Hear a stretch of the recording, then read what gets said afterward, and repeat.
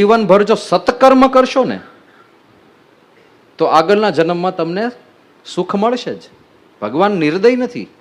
તમે સત્કર્મ કર્યું, કોઈને દુઃખી ના કર્યા, લોકોને મદદ કરી, ગરીબોને મદદ કરી, વિદ્યાર્થીઓને ભણાયા, નિસહાયને સહાય કરી, તો સત્કર્મ કર્યું તો આ જન્મે તમે બહુ મોટા સમૃદ્ધ માણસ બનશો, બુદ્ધિ ચોજાળી આવશે અને ગમે ત્યાં જ્યાં તમે ઇન્વેસ્ટમેન્ટ કરશો ત્યાં સફળતાઓ મળશે.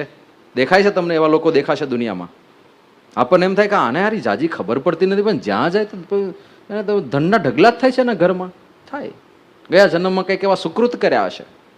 અને તમે ભગવાનને માનો ના માનો દૂસરી વાત છે, જુદી વાત છે, પણ જો પાપ કર્યા તો એનું ફળ મળશે. પણ આ પાપ અને પુણ્યના ચક્ર પણ બંધનકારી છે. ગમે તેટલા પુણ્ય કર્યા પણ લોકમાં તો આવવાનું, જન્મ તો લેવાનો જ, પુણ્ય ભોગવાય જન્મ લેવાનો. તમે આખી જિંદગીમાં એક પણ પાપ ના કર્યું, એકલા પુણ્ય કર્યા, જબરજસ્ત પુણ્ય છે, તો એ પુણ્ય ભોગવાય તમે આવશો. અને આખી જિંદગી પુણ્ય કર્યા છે એટલા પાવરફુલ માણસ બનો, બુદ્ધિ એટલી પાવરફુલ હોય, સંપત્તિ સાહેબી એટલી જબરજસ્ત હોય, બધા લોકો તમને ઓટોમેટિક અનુકૂળ થવા માંડે એવું તમારું વ્યક્તિત્વ ઘડાઈ જાય, કદાચ આખા જગતના રાજા તરીકે પણ પ્રસિદ્ધ થઈ જાઓ, એવું પણ થઈ શકે. પણ બંધનકારી તો ખરું જ. આ પૃથ્વી પર આવ્યા એટલે બંધન તો થવાનું જ. આ પૃથ્વી પર આવ્યા એટલે દુઃખ પણ રહેવાનું. બીજા કોઈ દુઃખ કદાચ ના આવે, કોઈ પ્રતિકૂળતા ના આવે, કોઈ માણસ તમને નડે નહીં, પણ પૃથ્વી પર આવ્યા એટલે જ્યારે કોરોના ફેલાય ત્યારે ગરીબ હોય કે તવંગર હોય કે બુદ્ધિશાળી હોય કે ગમે તે હોય, એને માસ્ક તો પહેરવા જ પડે, બરાબર ને? એને ધ્યાન તો રાખવું જ પડે, એને હેન્ડ સેનિટાઈઝ કરવા જ પડે. તો આ લોક દુઃખદાયી છે એટલે લોકના બંધન તો રહેવાના. ગમે તેવો મોટો મોટો મહારથી ભલે ન હોય, પણ લોક જ દુઃખદાયી છે. બીજા કોઈ દુઃખ ના આવે કદાચ ચાલો, પણ ભણવાનું દુઃખ તો ખરું ને. જેટલી વાર જન્મીએ એટલી વાર કક્કો નહીં શીખવાનું, એટલી વાર એબીસીડી શીખવાની, એટલી વાર સ્કૂલે જવાનું, ટીચરના લેક્ચર સાંભળવાના, ને ક્યારેક હાથમાં સોટી મારે તો એ ખાવાની. એટલે આ સંસાર આખો આવો છે, આ ચક્ર ચાલ્યા કરે છે. પણ સ્વકર્મ સૂત્ર ગ્રથિતો હિ લોકઃ, બધા પોતપોતાના પૂર્વ કર્મથી ગૂંથાયેલા છે. એટલે અક્ષર બ્રહ્મમાંથી આ અનંત કોટી બ્રહ્માંડ બને છે અને એમાં બધા જીવોને જે શરીર પ્રાપ્ત થાય છે એ પોતપોતાના પૂર્વ કર્મ પ્રમાણે પ્રાપ્ત થાય છે. એટલે અક્ષર બ્રહ્મને ક્યારેય તમે બ્લેમ ના કરી શકો. ત્રીજું ઉદાહરણ આપ્યું કે અક્ષર બ્રહ્મ અનંત કોટી બ્રહ્માંડો સર્જે છે. કેવી રીતે સર્જે છે? યથા સતઃ પુરુષાત કેશલોમાની તથાક્ષરાત સંભવતી વિશ્વમ. જેમ જીવંત વ્યક્તિના શરીર ઉપર કેશ અને રૂવાડા ઉગી નીકળે, એના માટે તમે કોઈ એક્ટિવલી પ્રયત્ન કર્યો? રૂવાડા ઉપર ઉગને કોઈ ખાતર પાણી નાખ્યા? કાંઈ જ નહીં, ઓટોમેટિક એની મેળે સાહજિક વિના પ્રયત્ને રૂવાડા ઉગે. બોલો, વિના પ્રયત્ને. એમ અક્ષર બ્રહ્મ અનંત કોટી બ્રહ્માંડનું સર્જન કરે વિના પ્રયત્ને, ખાલી સંકલ્પથી કામ થાય. આટલું સામર્થ્ય છે આ એ અક્ષર બ્રહ્મ. આ મુંડક ઉપનિષદના મંત્રો છે, આ હજારો વર્ષ જૂની વાતો છે, એમાં અક્ષર બ્રહ્મનો આવો મહિમા કયો છે. પછી આ જ મુંડકમાં એક બીજું દ્રષ્ટાંત આપ્યું છે કે યથા સુદીપ્તાત પાવકાત વિસ્ફુલ્લિંગાહ સહસ્રશઃ પ્રજાયંતે. જેમ એક પ્રદીપ્ત અગ્નિ હોય, તમે જોજો કદાચ ગામડે પેલો લાકડાથી અગ્નિ પ્રગટ કર્યો ને, લાકડાથી પ્રગટાવેલો, ઘરે ચૂલામાં એવું નથી થતું, પણ લાકડામાં અગ્નિ પ્રગટ કર્યો ને તો એમાંથી જુદા જુદા વિસ્ફુલ્લિંગો નીકળે, તણખા બધા બહુ નીકળે. તો જેમ અગ્નિમાંથી તણખા નીકળે છે ને, એમ અક્ષર બ્રહ્મમાંથી અનંત કોટી બ્રહ્માંડો એનું સર્જન થતું રહે છે. એવું દ્રષ્ટાંત આગળ આવે છે. તો ઘણીવાર આટલો બધો મહિમા સાંભળીએ અક્ષર બ્રહ્મનો કે અક્ષર બ્રહ્મ જગતના આધાર છે, અક્ષર બ્રહ્મ સૃષ્ટિના સર્જક છે. એટલે અક્ષર બ્રહ્મ તો સર્વ કરતા હરતા થયા ને, એમણે બધું બનાવ્યું કહેવાય. એમના આધિપત્યમાં એ તસ્ય વા અક્ષરસ્ય પ્રશાસને ગાર્ગી સૂર્યા ચંદ્રમસો વિદ્રુતો તિષ્ઠતઃ. એ તસ્ય વા અક્ષરસ્ય પ્રશાસને ગાર્ગી દ્યા વા પૃથિવ્યો વિદ્રુતે તિષ્ઠતઃ. બૃહદારણ્યક ઉપનિષદના મંત્ર છે. હે ગાર્ગી, યાજ્ઞવલ્ક્ય ઋષિ અને ગાર્ગી વચ્ચે સંવાદ છે. હે ગાર્ગી, આ અક્ષર બ્રહ્મના પ્રશાસનમાં, એમના આધિપત્યમાં સૂર્યા ચંદ્રમસો, સૂર્ય અને ચંદ્ર એ બધાને ધારણ કરનાર કોણ છે? આ અક્ષર બ્રહ્મ નામનું તત્વ છે. અત્યારે વૈજ્ઞાનિકો શોધે છે કે આ આખું સૂર્યમંડળ છે એને કોકે ટેકો આપેલો છે.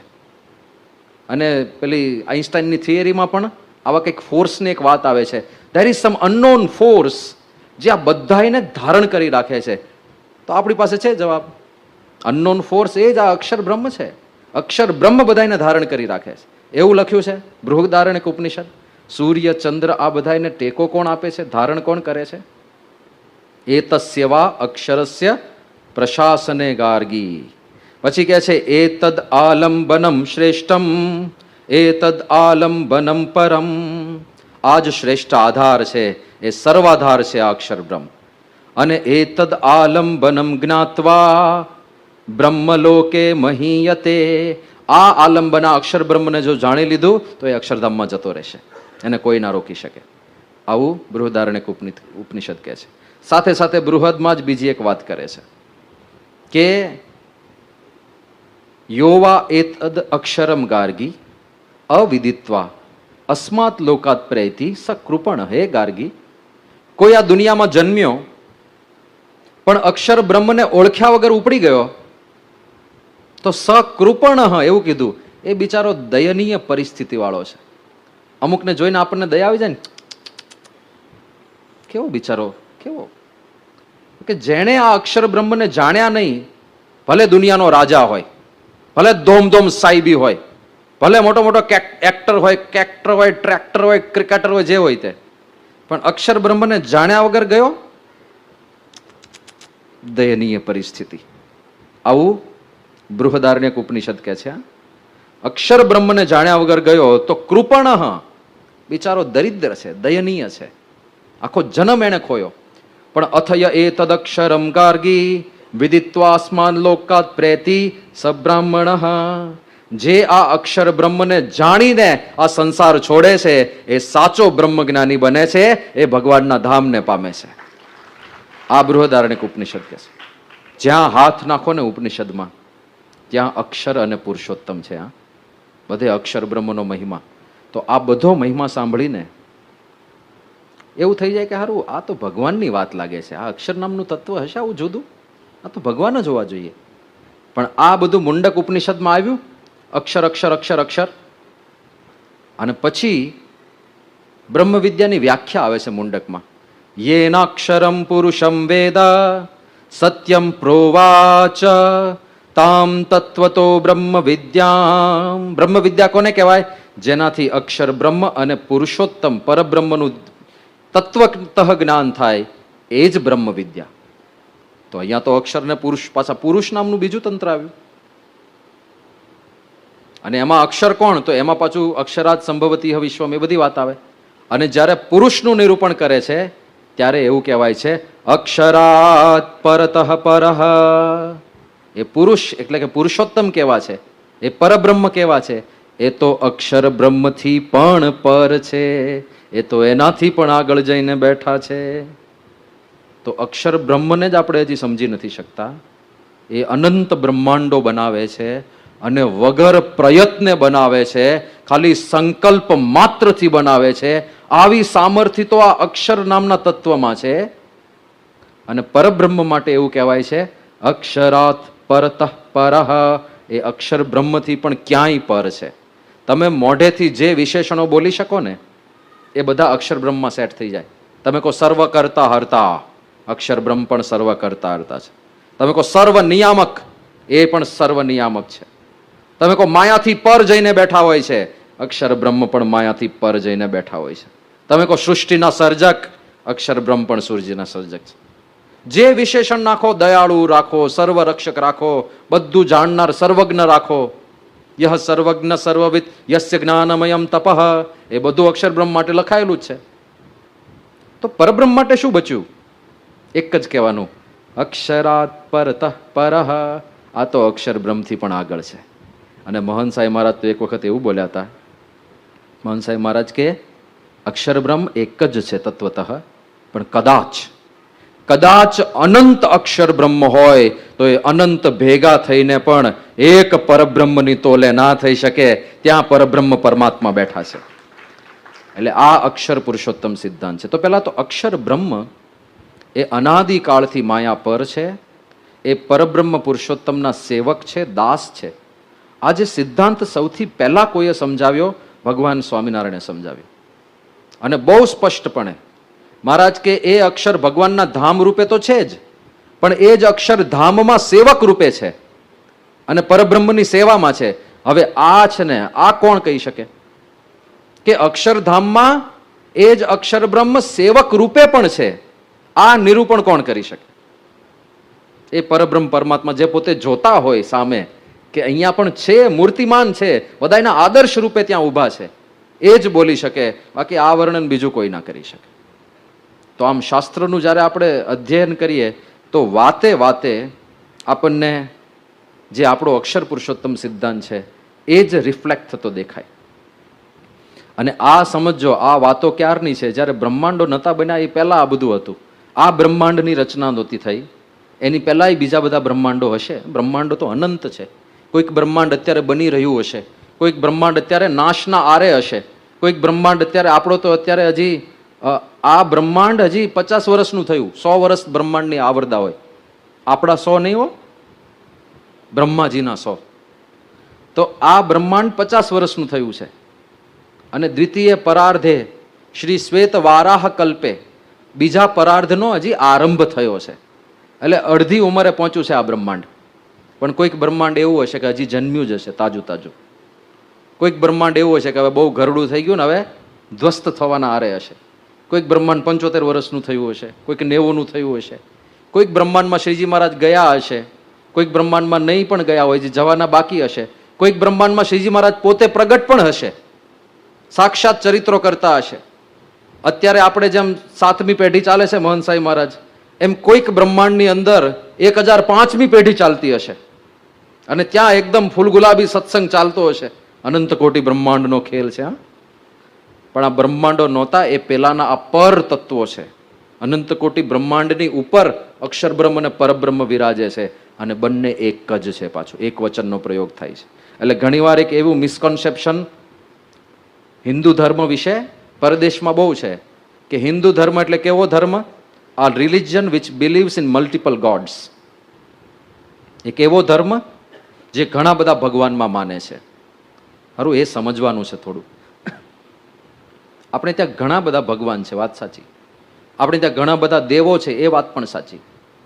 કારણ કે ભગવાન અને દેવ શબ્દ છે ને, બંને જેનેરિક શબ્દો છે. જેનેરિક એટલે ઘણા બધા માટે વપરાય. ભગવાન શબ્દ શાસ્ત્રોમાં આપણે અભ્યાસ કરીએ, દાખલા તરીકે અહીંયા આગળ શૌનક ઋષિ એ જ્યારે આવ્યા અંગીરા ઋષિ પાસે મુંડક ઉપનિષદમાં, ત્યારે પ્રશ્નમાં શું પ્રયોગ કરે છે? કસ્મિન્નું ભગવો વિજ્ઞાતે. હે ભગવાન, શું જાણવાથી બધું જણાઈ જાય? એનો અર્થ એ થયો કે એક ઋષિ માટે પણ ભગવાન શબ્દ વપરાય છે.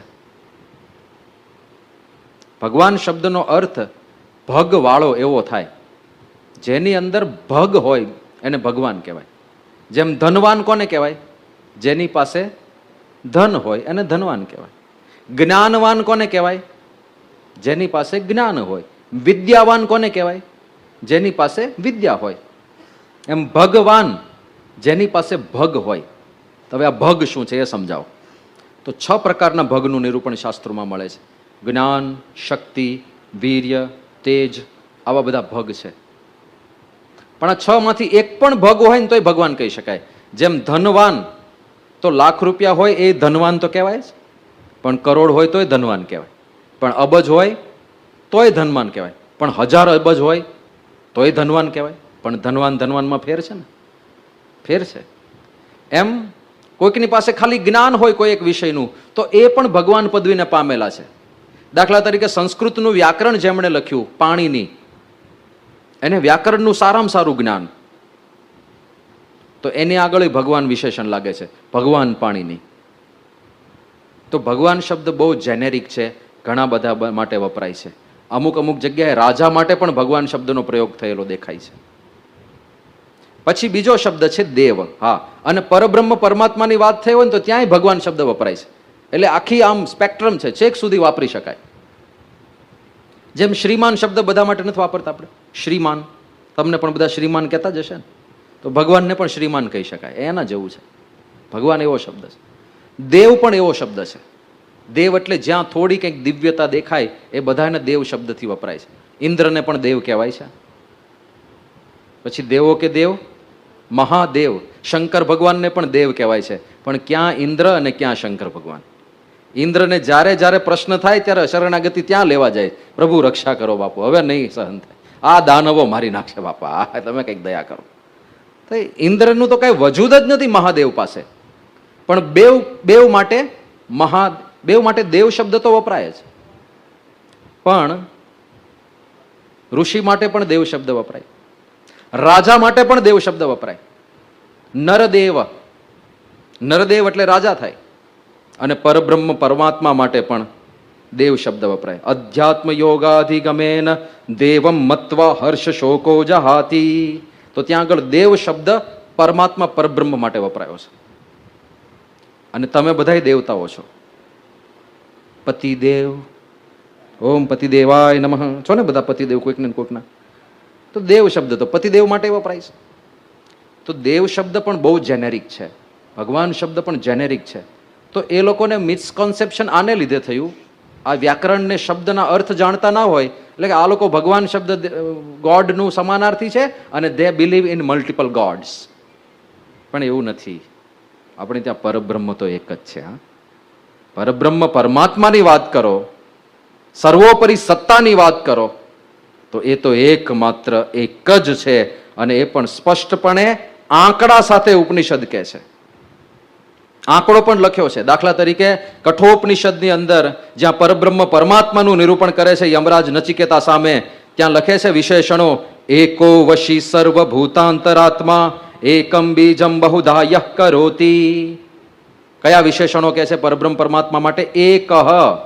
પહેલું જ વિશેષણ શું આવ્યું? એક જ છે. પછી બીજું વિશેષણ વશી, એ બધાને વશ કરે છે. સર્વને વશ કરું રે, સૌનો પ્રેરક હું ભગવાન, અગણિત વિશ્વની રે ઉત્પત્તિ પાલન પ્રલય થાય, કે મારી મરજી વિના રે કોઈથી તરણું નવ તોડાય. શ્રીજી મહારાજ પોતાના માટે કહીને ગયા.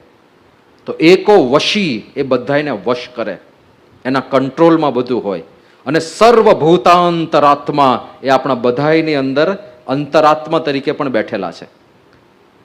એટલે પોતાના ધામમાં તો છે જ, પણ છતાંય આપણા અંતરાત્મા છે. કારણ કે એમની શક્તિ એવી છે જે બધે પ્રસરેલી છે. આ સાકાર નિરાકારનું પણ ભેગું ભેગું સમજવાનું છે. બહાર નિરાકારપણાનું એટલું બધું પ્રતિપાદન થઈ ગયું છે કે ભાઈ ભગવાન જે મૂળ ભગવાન છે તો નિર્ગુણ નિરાકાર છે. શ્રીજી મહારાજે બરાબરના લતાડ્યા છે નિરાકારમાં માનનારને. મહારાજ કે ભગવાનનો દ્રોહ કર્યો કહેવાય. કોઈ સર્વાંગ સંપૂર્ણ હોય અને તમે એને નકટો કહો તો કેવો દ્રોહ કહેવાય? કે મારું નાક છે સરસ મજાનું અણીદાર સરસ, અને તમે એને નકટો કહો છો, કપાયેલા નાક વાળો કહો છો. અને સાધારણ વ્યક્તિને કોઈ કહે તો બહુ વાંધો નહીં. કોઈક રાજા હોય, ઓટોક્રેસી હોય, ડેમોક્રેસી ના હોય. ડેમોક્રેસીમાં તમે નેતાને ગાળો આપી શકો, ઓટોક્રેસીમાં ના આપી શકો. રાજાને ગાળો દઈ દો, ખબર પડે. જાઓ દુબઈમાં, પછી રાજાને ગાળો આપો, ખબર પડે શું હાલત થાય છે. તો ઓટોક્રેસી હોય, રાજાશાહી હોય, અને રાજા સર્વાંગ સંપૂર્ણ હોય, અને કોઈક પ્રજાજન રાજાને નકટો કે ને તો એનું ડોકું કપાયું જાણવું. એને કોઈ સૈનિકો જીવવા ના દે. રાજા સર્વાંગ સંપૂર્ણ છે અને તમે એને નકટો કહો છો? એમ ભગવાન સર્વાંગ સંપૂર્ણ છે શ્રીજી મહારાજ કે, અને એને એક અંગે વિકલ નહીં, આખું શરીર જ ભગવાનનું ગાયબ કરી નાખ્યું, કે નિરાકાર જ છે જ નહીં. એટલે હું છું ને આખો અસ્તિત્વ મિટાવી દીધું એમના સાકાર સ્વરૂપનું. એટલે શ્રીજી મહારાજ કે દ્રોહ કર્યો કહેવાય, ક્યારેય નિરાકાર નથી સમજવાના. તો પછી જ્યારે વાત કરે છે કે ભગવાન સર્વત્ર વ્યાપક છે, ભગવાન અણુ અણુમાં છે, ભગવાન બધે જ છે, એ કેવી રીતે સમજવું? શ્રીજી મહારાજે બહુ સ્પષ્ટ સમજાવ્યું છે કે સાકાર છે એમના ધામમાં બેઠા છે. જો નિરાકાર હોય ને સર્વત્ર વ્યાપક જ હોય, એક જ સ્વરૂપ હોય, તો એમને ધામની જરૂર શું પડે? એમના અક્ષરધામની વાત કરી છે, તત્તે પદમ સંગ્રહેણ બ્રવીમી. એ પદની વાત કરી છે, ધામની વાત કરી છે. એવું ધામ છે જેમાં પ્રવેશ કરી શકાય છે, એટલે એની લિમિટેડ બાઉન્ડ્રી વાળું ધામ છે, અને એમાં ભગવાન નિવાસ કરે છે, એવી વાતો છે. તો કોઈક જગ્યાએ નિવાસ કરે છે એનો અર્થ એ થયો કે એ સાકાર છે, તો એ બધી વાતો ખોટી પડે. તો સાકાર સમજવું, નિરાકાર સમજવું, મિક્સ સમજવું, શું સમજવાનું છે? ત્યાં શ્રીજી મહારાજે અન્વય અને વ્યતિરેક બે સ્વરૂપ સમજાવ્યા છે. ભગવાન મૂર્તિમાન સાકાર છે, પોતાના બ્રહ્મધામની અંદર સ્વરાટ થકા વિરાજમાન છે, પણ પોતાની અંતર્યામી શક્તિ એટલી પાવરફુલ છે કે ત્યાં બેઠા બેઠા સર્વત્ર બધું કંટ્રોલ કરી શકે અને બધું જાણી શકે. હું અહીંયા હાજર હોઉં તો શું શું કરી શકું? હું અહીંયા હાજર હોઉં તો અહીંયા જે વસ્તુ થાય છે એને જોઈ શકું, અહીંયા જે વાતો થાય છે એને સાંભળી શકું, અહીંયા જે વસ્તુઓ છે એને હલાવી શકું. હું હાજર છું એનું હું અહીંયા પ્રત્યક્ષ છું એના પરિણામો છે. ભગવાન એમના ધામમાં બેઠા હોય તો પણ ત્યાં બેઠા બેઠા અહીંયા આ બધું જોઈ શકે, અહીંયા જે વાતો થાય છે એ સાંભળી શકે, અહીંયા કોઈ પણ વસ્તુને હલાવી શકે. એનો અર્થ એ થયો કે ત્યાં રહ્યા પણ અહીંયા છે, અહીંયા હાજર હોય મૂર્તિમાન, એ બધું જ કરી શકે છે. એવી રીતે સર્વત્ર વ્યાપક છે. એ પોતાની સર્વાંતર્યામી શક્તિએ કરીને સર્વત્ર પ્રસરેલા છે. આ અક્ષર બ્રહ્મ ને પરબ્રહ્મ, આ તત્વજ્ઞાન ચોખ્ખું સમજવાનું છે. એના માટે આ સત્સંગ દીક્ષામાં બધું લખ્યું છે કે જીવ, ઈશ્વર, માયા, બ્રહ્મ ને પરબ્રહ્મ, આ પાંચ તત્વોને યથાર્થ સમજવાના છે. પણ પરબ્રહ્મ માટે સ્પષ્ટપણે લખ્યું એકો વશી સર્વભૂતાંતરાત્મા, એક જ છે, એ બધાયના વશી કંટ્રોલ કરનાર છે, બધાયના અંતરાત્મા તરીકે બેઠા છે. એ જ વાત છાંદોગ્ય ઉપનિષદમાં, આ એકો વશી વાળી વાત છે કઠોપનિષદમાં. છાંદોગ્યમાં એવું કેવું છે, સદૈવ સૌમ્ય ઇદમગ્રમાસિત એકમ એવ અદ્વિતીયમ, કે આ પૃથ્વીનું, આ સૃષ્ટિનું સર્જન થયું એ પહેલા સત નામનું એક તત્વ હતું. એ સત નામના તત્વમાં અક્ષર બ્રહ્મ અને પરબ્રહ્મ બંને ગણી લેવાના હોય છે. પણ એ અક્ષર અને પરબ્રહ્મ કેવા છે? એકમ એવ અદ્વિતીયમ, બે વિશેષણ આપ્યા, એક અને અદ્વિતીય. પણ એકની પાછળ પાછો જ લગાડ્યો. આપણે જ ની મહત્તા પહેલા દિવસે જોઈ હતી. જ ક્યારે લગાડાય? જ્યારે અત્યંત આગ્રહ હોય, સ્પષ્ટતા કરવી હોય તો એક જ આવજો જમવા, એકથી વધારે નહીં આવતા, ત્યારે જ લગાડાય. હું જ આવીશ એટલે હું, મારી સિવાય બીજું કોઈ નહીં આવે. તો જ્યારે જ લગાડીએ ત્યારે ભાર પડે છે. અહીંયા ભગવાનના નિરૂપણમાં એકમ એવ, એકની પાછળ જ લગાડ્યો કે એક જ છે. ભૂલમાં પણ સમજી નહીં લેતા કે એક કરતા વધારે ભગવાન હોય છે. પરબ્રહ્મ પરમાત્મા સર્વોપરી સત્તા એ તો એક જ છે. પછી બીજું વિશેષણ વાપર્યું અદ્વિતીયમ. એ પરમાત્મા, અદ્વિતીયનો અર્થ શું થાય? અનપેરેલલ, એમના જેવું બીજું કોઈ નથી, યુનિક છે. તો યુનિક છે એનો અર્થ એ જ થયો, એક જ છે, એમના જેવું બીજું કોઈ બની પણ ના શકે ક્યારેય. તો ભગવાન એક જ છે. હા, હવે સમજીએ અવતારવાદ. એ પરમાત્મા જ્યારે જ્યારે જરૂર પડે ત્યારે પૃથ્વી પર જુદા જુદા સ્વરૂપે પ્રગટ થતા રહે અને એક અવતાર કાર્ય કરવા માટે આવે.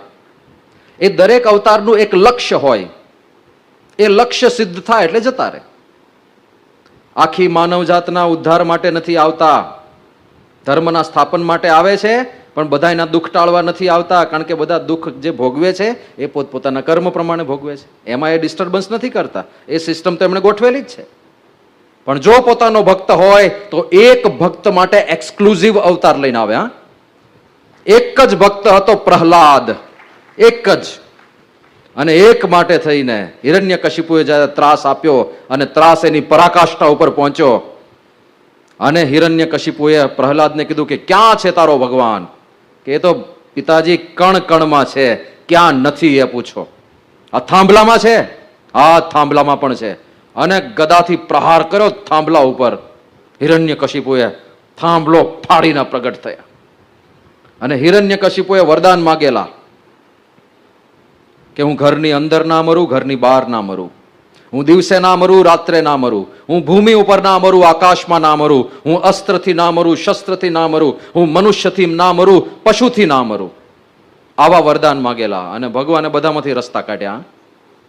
ઋષિ રૂપ ધારણ કરીને પ્રગટ થયા અને સંધ્યા સમયે પ્રગટ થયા અને લીધો હિરણ્યકશિપુને હાથમાં, પેલો હલી પણ ના શકે એવું વિકરાળ સ્વરૂપ ધારણ કર્યું અને લઈ ગયા ઉમરા ઉપર. એને કહ્યું ને હું ઘરમાં પણ ના મરું, બહાર પણ ના મરું, ચાલ આવી જા ઉમરા ઉપર. તો ઘર પણ નથી, બહાર પણ નથી. એ કે હું દિવસે પણ ના મરું, રાત્રે પણ ના મરું. તો સંધ્યા સમયે પકડ્યો. સૂર્ય અડધો આથમેલો હતો. દિવસ છે? ના ના, સૂર્ય આથમ્યો છે. રાત છે? ના ના, સૂર્ય અડધો જ આથમ્યો છે. દિવસ પણ નથી, રાત પણ નથી.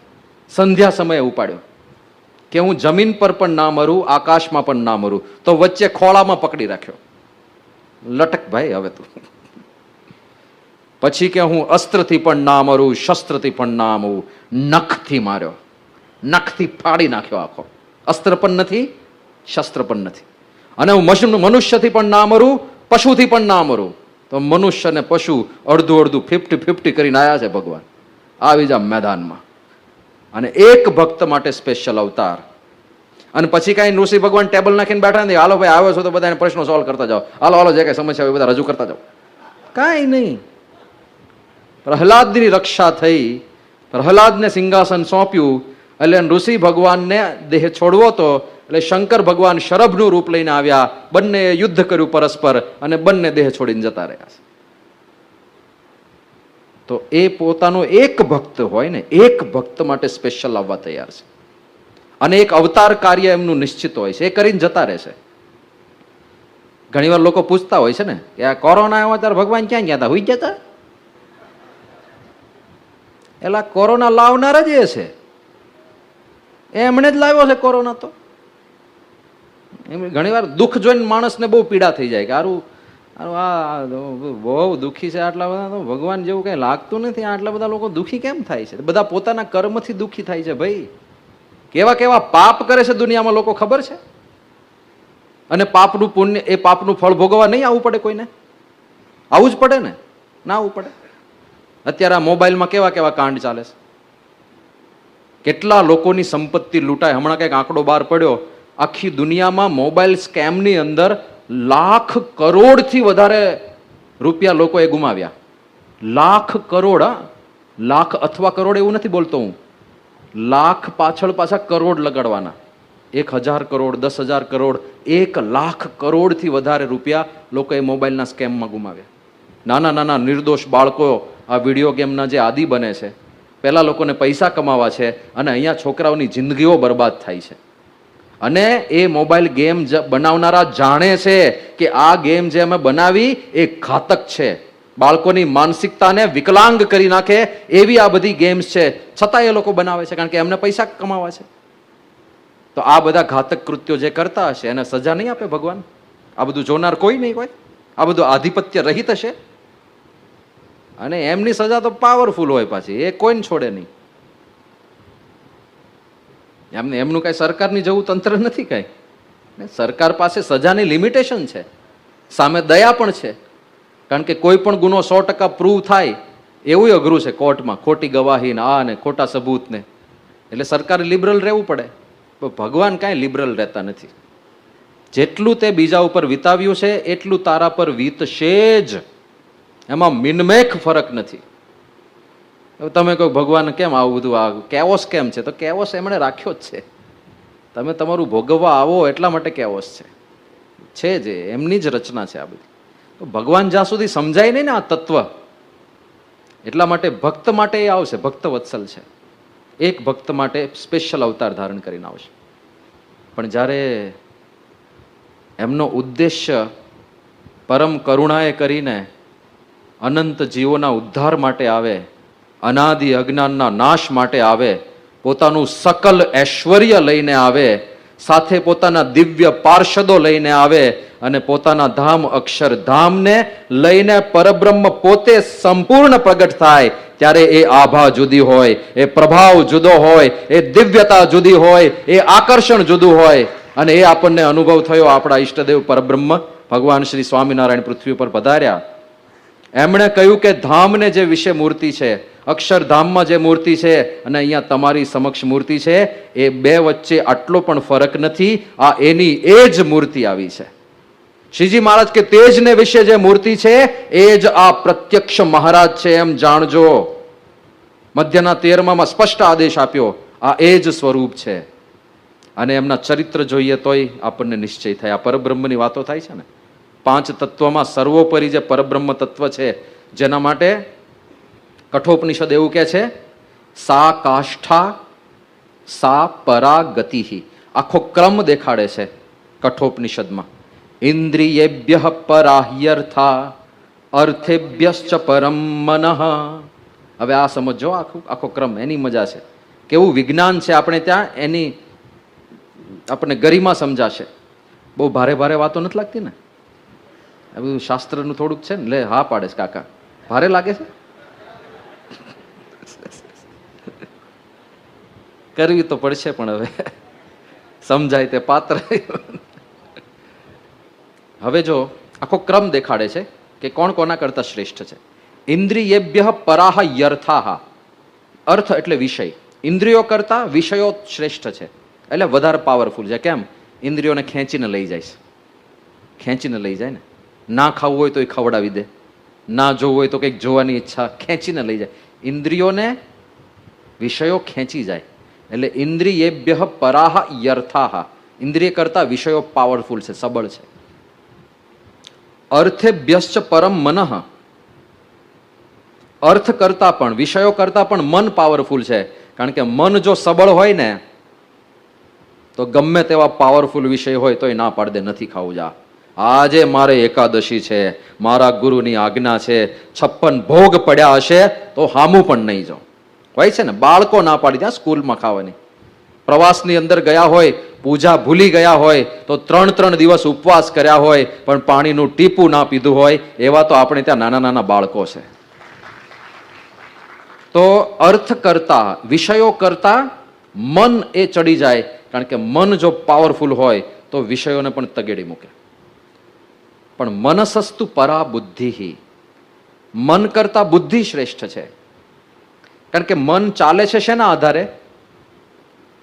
આ સમજવા જેવું છે. મન છે ને એ રેન્ડમ એક્સેસ મેમરી છે, જેમાં બુદ્ધિમાં રહેલી મેમરી લોડ થાય. થોડું કમ્પ્યુટર સાયન્સ ભણ્યા હશે એને ખબર પડશે. અને એ મેમરી ઉપર જે પ્રોસેસિંગ કરવાનું હોય ને એ મન કરે છે. હું વધારે દેશી એક્ઝામ્પલ આપું. આપણું મન આપણી સ્મૃતિ અને અનુભવ જે સ્ટોર થયા છે એને આધારે કામ કરે છે. દાખલા તરીકે આપણા મનમાં એક સ્મૃતિ અથવા તો અનુભવ છે કે સાપ કરડે તો મરી જવાય. બરાબર? અનુભવ તો નથી, પણ સ્મૃતિ છે, કંઈક વાંચેલું છે, કંઈક જ્ઞાન પ્રાપ્ત કરેલું છે, આપણી બુદ્ધિમાં એ સ્ટોર થયેલું છે. અત્યારે અહીંથી આમ સાપ અંદર આવે તો શું થાય?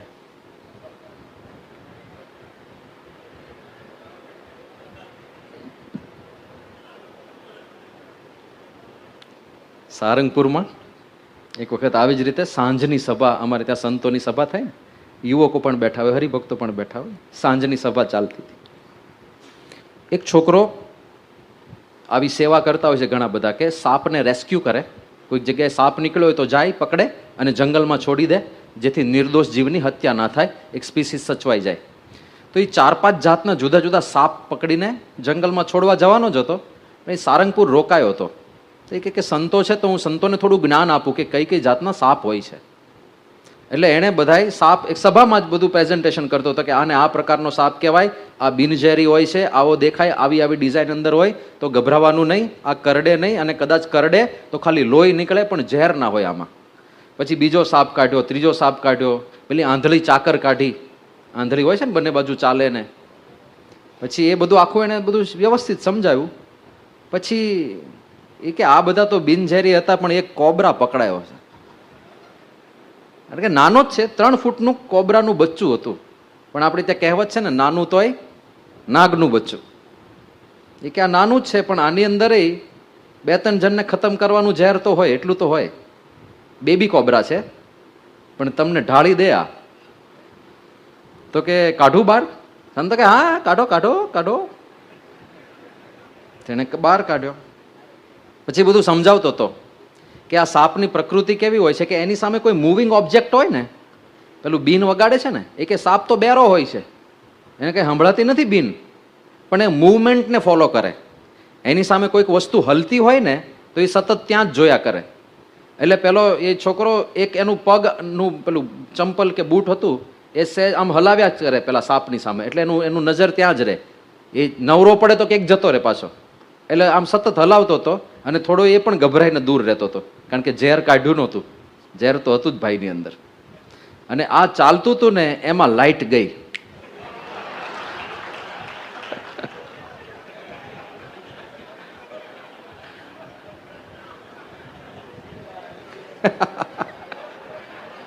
અમારે સારંગપુરમાં એવું જનરેટરનું સેટિંગ કરેલું છે કે 20 સેકન્ડ કે 30 સેકન્ડમાં જનરેટર ઓટોમેટિક ચાલુ થઈ જાય અને લાઇટ આવી જાય.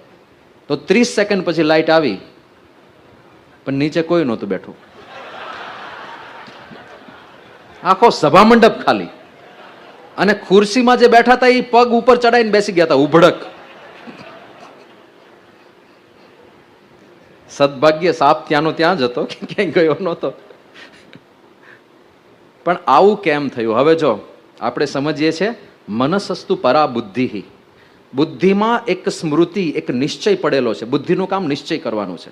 બુદ્ધિનું કામ સંશય પણ છે, બુદ્ધિનું કામ સ્મૃતિ પણ છે, બુદ્ધિનું કામ નિદ્રા પણ છે. 4 કામ છે: સંશય, નિશ્ચય, નિદ્રા અને સ્મૃતિ.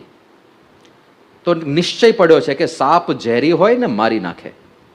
એ નિશ્ચય પ્રમાણે મન કામ કરે. આપણને દોડાવે કોણ? મન. કોણે પ્રેર્યા પગ ઉપર લેવા માટે? મને. કોણે પ્રેર્યા કે ભાઈ આ સાપ, ભાઈ લાઈટ ગઈ ભાગો બધા? એ ભગાડ્યા કોણે? મને. પણ મન શેને આધારે ઓપરેટ થાય? મેમરીને આધારે, સ્મૃતિઓને આધારે. તમે જો કોઈક માથા ભારે માણસને જોઈને તમે ગભરાઈ જાઓ તો એક સ્મૃતિ પડી છે કે આ માણસ માથા ભારે છે, અને મન આપણને કહે કે તું ગભરાઈ જા કારણ કે આ માણસ માથા ભારે છે. પ્રોસેસિંગ મન કરે છે. એટલે મન કરતા બુદ્ધિ પર એટલા માટે કે બુદ્ધિને આધારે મન કામ કરે છે. બુદ્ધિમાં જે નિશ્ચય પડ્યા છે એને આધારે મન કામ કરે છે.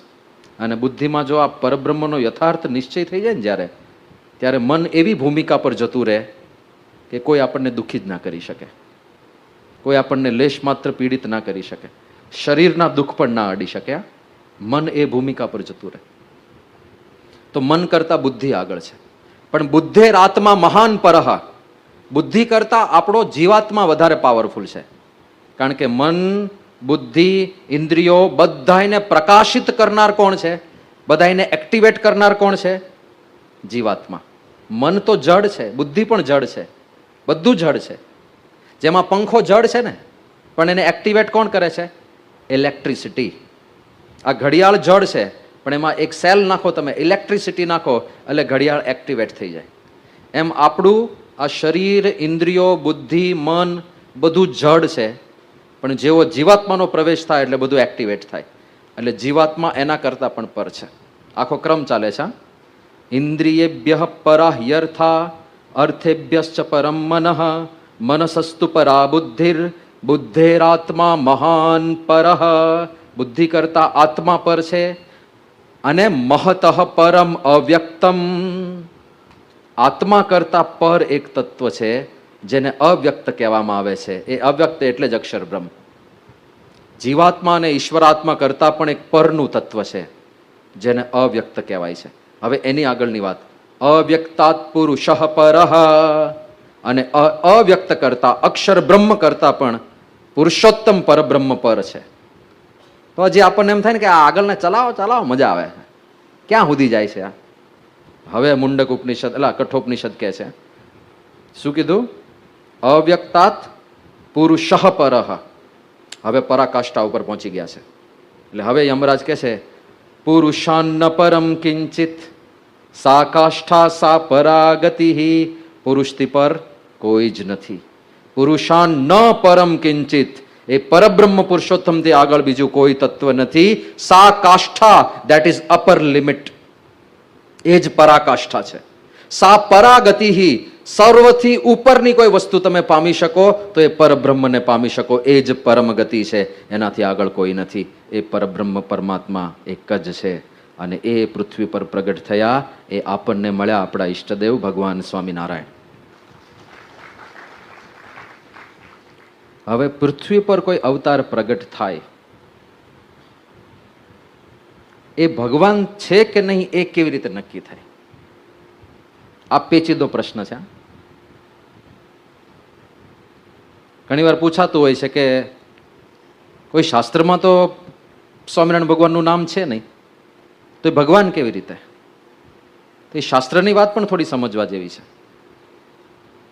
કે કોઈ પણ અવતાર પ્રગટ થાય પછી શાસ્ત્ર ક્યારે રચાય? પ્રગટ થાય પછી. દાખલા તરીકે કૃષ્ણ ભગવાનના ચરિત્રો કયા શાસ્ત્રમાં છે? ભાગવતમાં છે, અન્ય પુરાણોમાં છે, મહાભારતમાં છે. ક્યારે રચાયા? કૃષ્ણ ભગવાન પ્રગટ થયા પછી. કોણે રચ્યા? વેદવ્યાસજીએ. કારણ કે વેદવ્યાસજી કૃષ્ણ ભગવાનના સમકાલીન હતા. જ્યારે કૃષ્ણ ભગવાન હતા ત્યારે વેદવ્યાસજી હતા. એમણે કૃષ્ણ ભગવાનને નજરે જોયા, એમના ચરિત્રો જોયા, એમનો મહિમા સાંભળ્યો અને એ બધો એમણે શાસ્ત્રમાં લખ્યો. એ શાસ્ત્રમાં લખ્યો પછી ધીરે ધીરે લોકો સુધી પહોંચ્યો. એક સાથે પણ પહોંચી ના ગયો હોય. કૃષ્ણ ભગવાનની ઉપસ્થિતિમાં કૃષ્ણ ભગવાનનું કોઈ મંદિર હોય એવો ઉલ્લેખ નથી મળતો. ધીરે ધીરે ઇવેન્ચ્યુઅલી એ વાત લોકો સુધી પહોંચે, લોકો એમને ભગવાન તરીકે પૂજતા જાય અને પછી મંદિરો બને. આ ક્રમ છે. પણ એનાથી આગળ જઈએ, ત્રેતા યુગમાં ભગવાન શ્રી રામચંદ્રજી પ્રગટ થયા.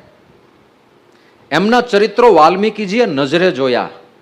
એની પહેલા કોઈ ગ્રંથમાં રામચંદ્રજીના ચરિત્રો ના હોય, કારણ કે પ્રગટ જ નથી થયા તો ચરિત્રો ક્યાંથી હોય? શાસ્ત્રમાં નામ જ ક્યાંથી હોય? પ્રગટ થયા, વાલ્મીકીજીએ એમના ચરિત્રો નોંધ્યા, એમણે લખ્યા અને એ લોકો સુધી પહોંચ્યા કે ઓહો, આવું એક પરમ સામર્થ્યવાન તત્વ જે સમુદ્ર ઉપર પાળ બાંધી શકે, જે રાવણ જેવાનો વધ કરી શકે, જે આટલા બધા લોકોનો ઉદ્ધાર કરી શકે, સાક્ષાત ભગવાનનો અવતાર. અને ધીરે ધીરે એમનો પ્રસાર પ્રચાર થાય, લોકો પૂજે અને મંદિરો બને. આ રીત છે આ શાસ્ત્રની. અને તર્કથી કોઈ ભગવાનને ભગવાન નથી માનતું. તર્ક ત્યાં કામ જ નથી કરવાનો. કોઈ આપણને પૂછે, આ જ પ્રશ્ન ઉભો રહે છે કે સ્વામિનારાયણ ભગવાનને ભગવાન તમે કેમ કહો છો? એમાં તર્ક ના કામ કરે. એ જો ખરેખર કોઈકને માનતા હોય તો એમને આ જ પ્રશ્ન પૂછવાનો કે તમે કોને ભગવાન માનો છો, કે આમને શું કામ માનો છો? તર્ક છે કાંઈ? ના. કહેશે શાસ્ત્રની વાત કહેશે. કારણ કે વાલ્મીકીજીએ રામાયણમાં લખ્યું છે. બરાબર છે, વાલ્મીકીજીએ રામાયણમાં લખ્યું છે એટલે તમે રામચંદ્રજીને ભગવાન માનો છો. આપણે પણ માનીએ છીએ. આ તો જ્યારે ચર્ચા થાય ત્યારની વાત છે. તો તમે રામચંદ્રજીને, આપણે રામચંદ્રજીને તો જોયા નથી, તોય ભગવાન માનીએ છીએ. કેમ? કારણ કે વાલ્મીકીજીએ રામાયણમાં લખ્યું છે. અચ્છા, આપણે વાલ્મીકીજીને પણ જોયા નથી, તોય ભગવાન માનીએ છીએ કારણ કે વાલ્મીકીજીએ રામાયણમાં લખ્યું છે. જે વ્યક્તિને આપણે જોયા જ નથી એના લખાણમાં કેટલો વિશ્વાસ, કેટલી શ્રદ્ધા. આ શ્રદ્ધા તત્વથી ભગવાનનો સ્વીકાર થાય છે. આ તર્ક બુદ્ધિ નથી કામ કરતી. વાલ્મીકીજીને જોયા નથી, અનુભવ્યા નથી, છતાંય એમના વચનમાં વિશ્વાસ છે કે એમણે લખ્યું છે એ સાચું લખ્યું છે. એ શ્રદ્ધા છે, એ વિશ્વાસ છે. વ્યાસજીને આપણે જોયા નથી, અનુભવ્યા નથી, છતાંય વ્યાસજીએ લખ્યું છે મહાભારતમાં કે પછી શ્રીમદ ભગવદ્ ગીતામાં કે પછી શ્રીમદ ભાગવત મહાપુરાણમાં. એ સાચું છે.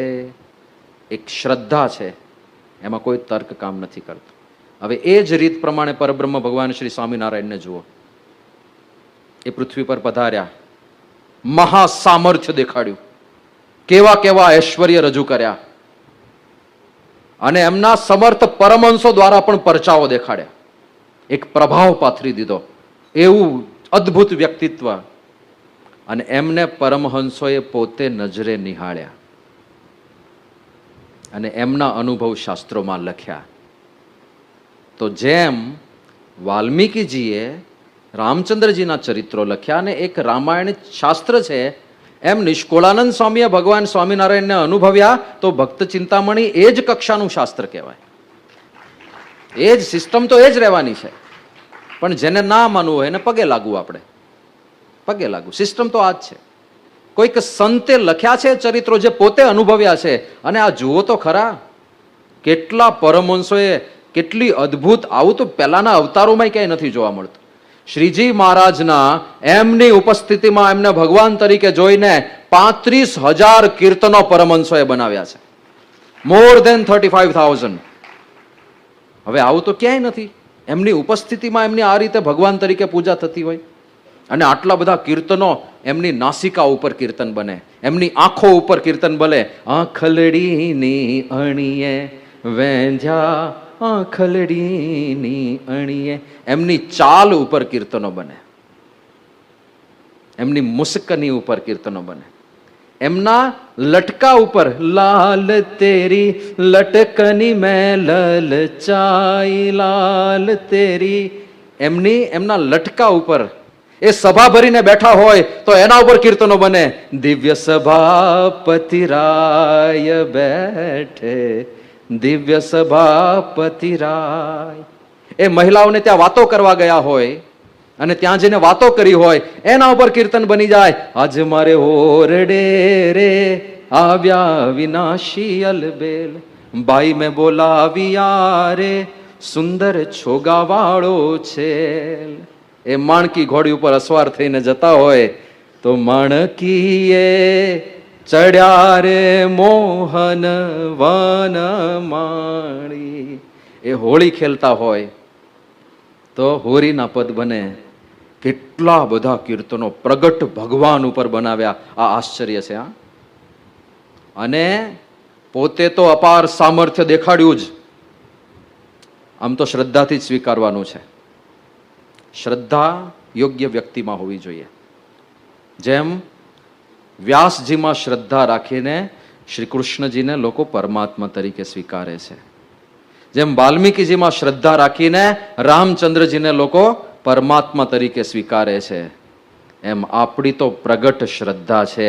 આપણને શ્રદ્ધા છે ગુણાતીતાનંદ સ્વામીમાં, ભગતજી મહારાજમાં, શાસ્ત્રીજી મહારાજમાં, યોગીજી મહારાજમાં, અને જેમને આપણે નજરે જોયા એવા પ્રમુખ સ્વામી મહારાજ અને મહંત સ્વામી મહારાજમાં શ્રદ્ધા છે.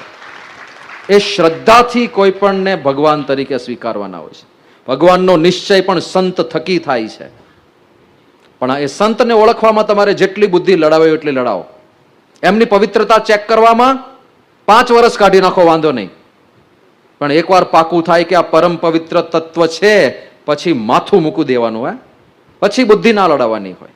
પછી સમ્યક સમર્પણમ પ્રીત્યા નિષ્ઠા વૃતમ દૃઢાશ્રય, એ સ્ટેપ ફોલો કરવાનું થાય. તો આપણે તો પ્રગટવા તો પ્રગટ વર્તમાન રે, પ્રગટ ભગત ભક્ત પ્રગટ ભગવાન રે, નથી ઉધારાની એક વાત રે, જે જે જોઈએ તે સાક્ષાત રે. આપણે તો બધું પ્રગટ છે અત્યારે. હવે આપણે તર્કની પણ વાત કરીએ. શ્રદ્ધાથી તો આપણે સ્વીકાર લીધું. યોગી બાપાને પૂછ્યું હતું એકવાર કે તમે શ્રીજી મહારાજને સર્વોપરી પરબ્રહ્મ કેવી રીતે માનો છો? તો એમણે કોઈ ઉદાહરણ નહોતા આપ્યા કે સમાધિ પ્રકરણ કે આવું કે તેવું, કોઈ કારણ નહીં. એમણે કીધું અમારા ગુરુ શાસ્ત્રીજી મહારાજે કીધું કે શ્રીજી મહારાજ સર્વોપરી ભગવાન છે, એટલે સર્વોપરી ભગવાન છે, પૂરું થઈ ગયું. કોઈ તર્ક નહીં, શ્રદ્ધા 100%. ડોક્ટર સ્વામીને એકવાર પૂછ્યું કે તમે કેવી રીતે નિશ્ચય કર્યો કે શ્રીજી મહારાજ પરબ્રહ્મ પરમાત્મા છે? કે અમને યોગી બાપાએ કહી દીધું એટલે અમારો નિશ્ચય થઈ ગયો. તો એમાં કોઈ તર્ક ના હોય. પણ એકવાર શ્રદ્ધાથી સ્વીકાર્યા પછી તર્ક આપણને પુષ્ટિ કરે છે, આનંદ આવે છે. તો હવે આપણે શ્રદ્ધાથી તો સ્વીકારી જ લીધું છે, એટલે તો અહીંયા બેઠા છીએ. હવે તર્કથી સમજવા પ્રયત્ન કરીએ. કેવું અદ્ભુત ચરિત્ર છે શ્રી ભગવાન સ્વામિનારાયણ. કેટલું વિશાળ, કેટલું આશ્ચર્યકારી. 11 વર્ષની ઉંમરે સ્વતઃ ઘર છોડીને નીકળ્યા છે. 11 વર્ષે. અહીંયા કોઈ બેઠો છે 11 વર્ષનું બાળક? કોઈ નથી. છે કોઈ 11 વર્ષનું? નહીં. 11 વર્ષ? ઉભા થા બેટા, ઉભા થા. આ છે 11 વર્ષનો.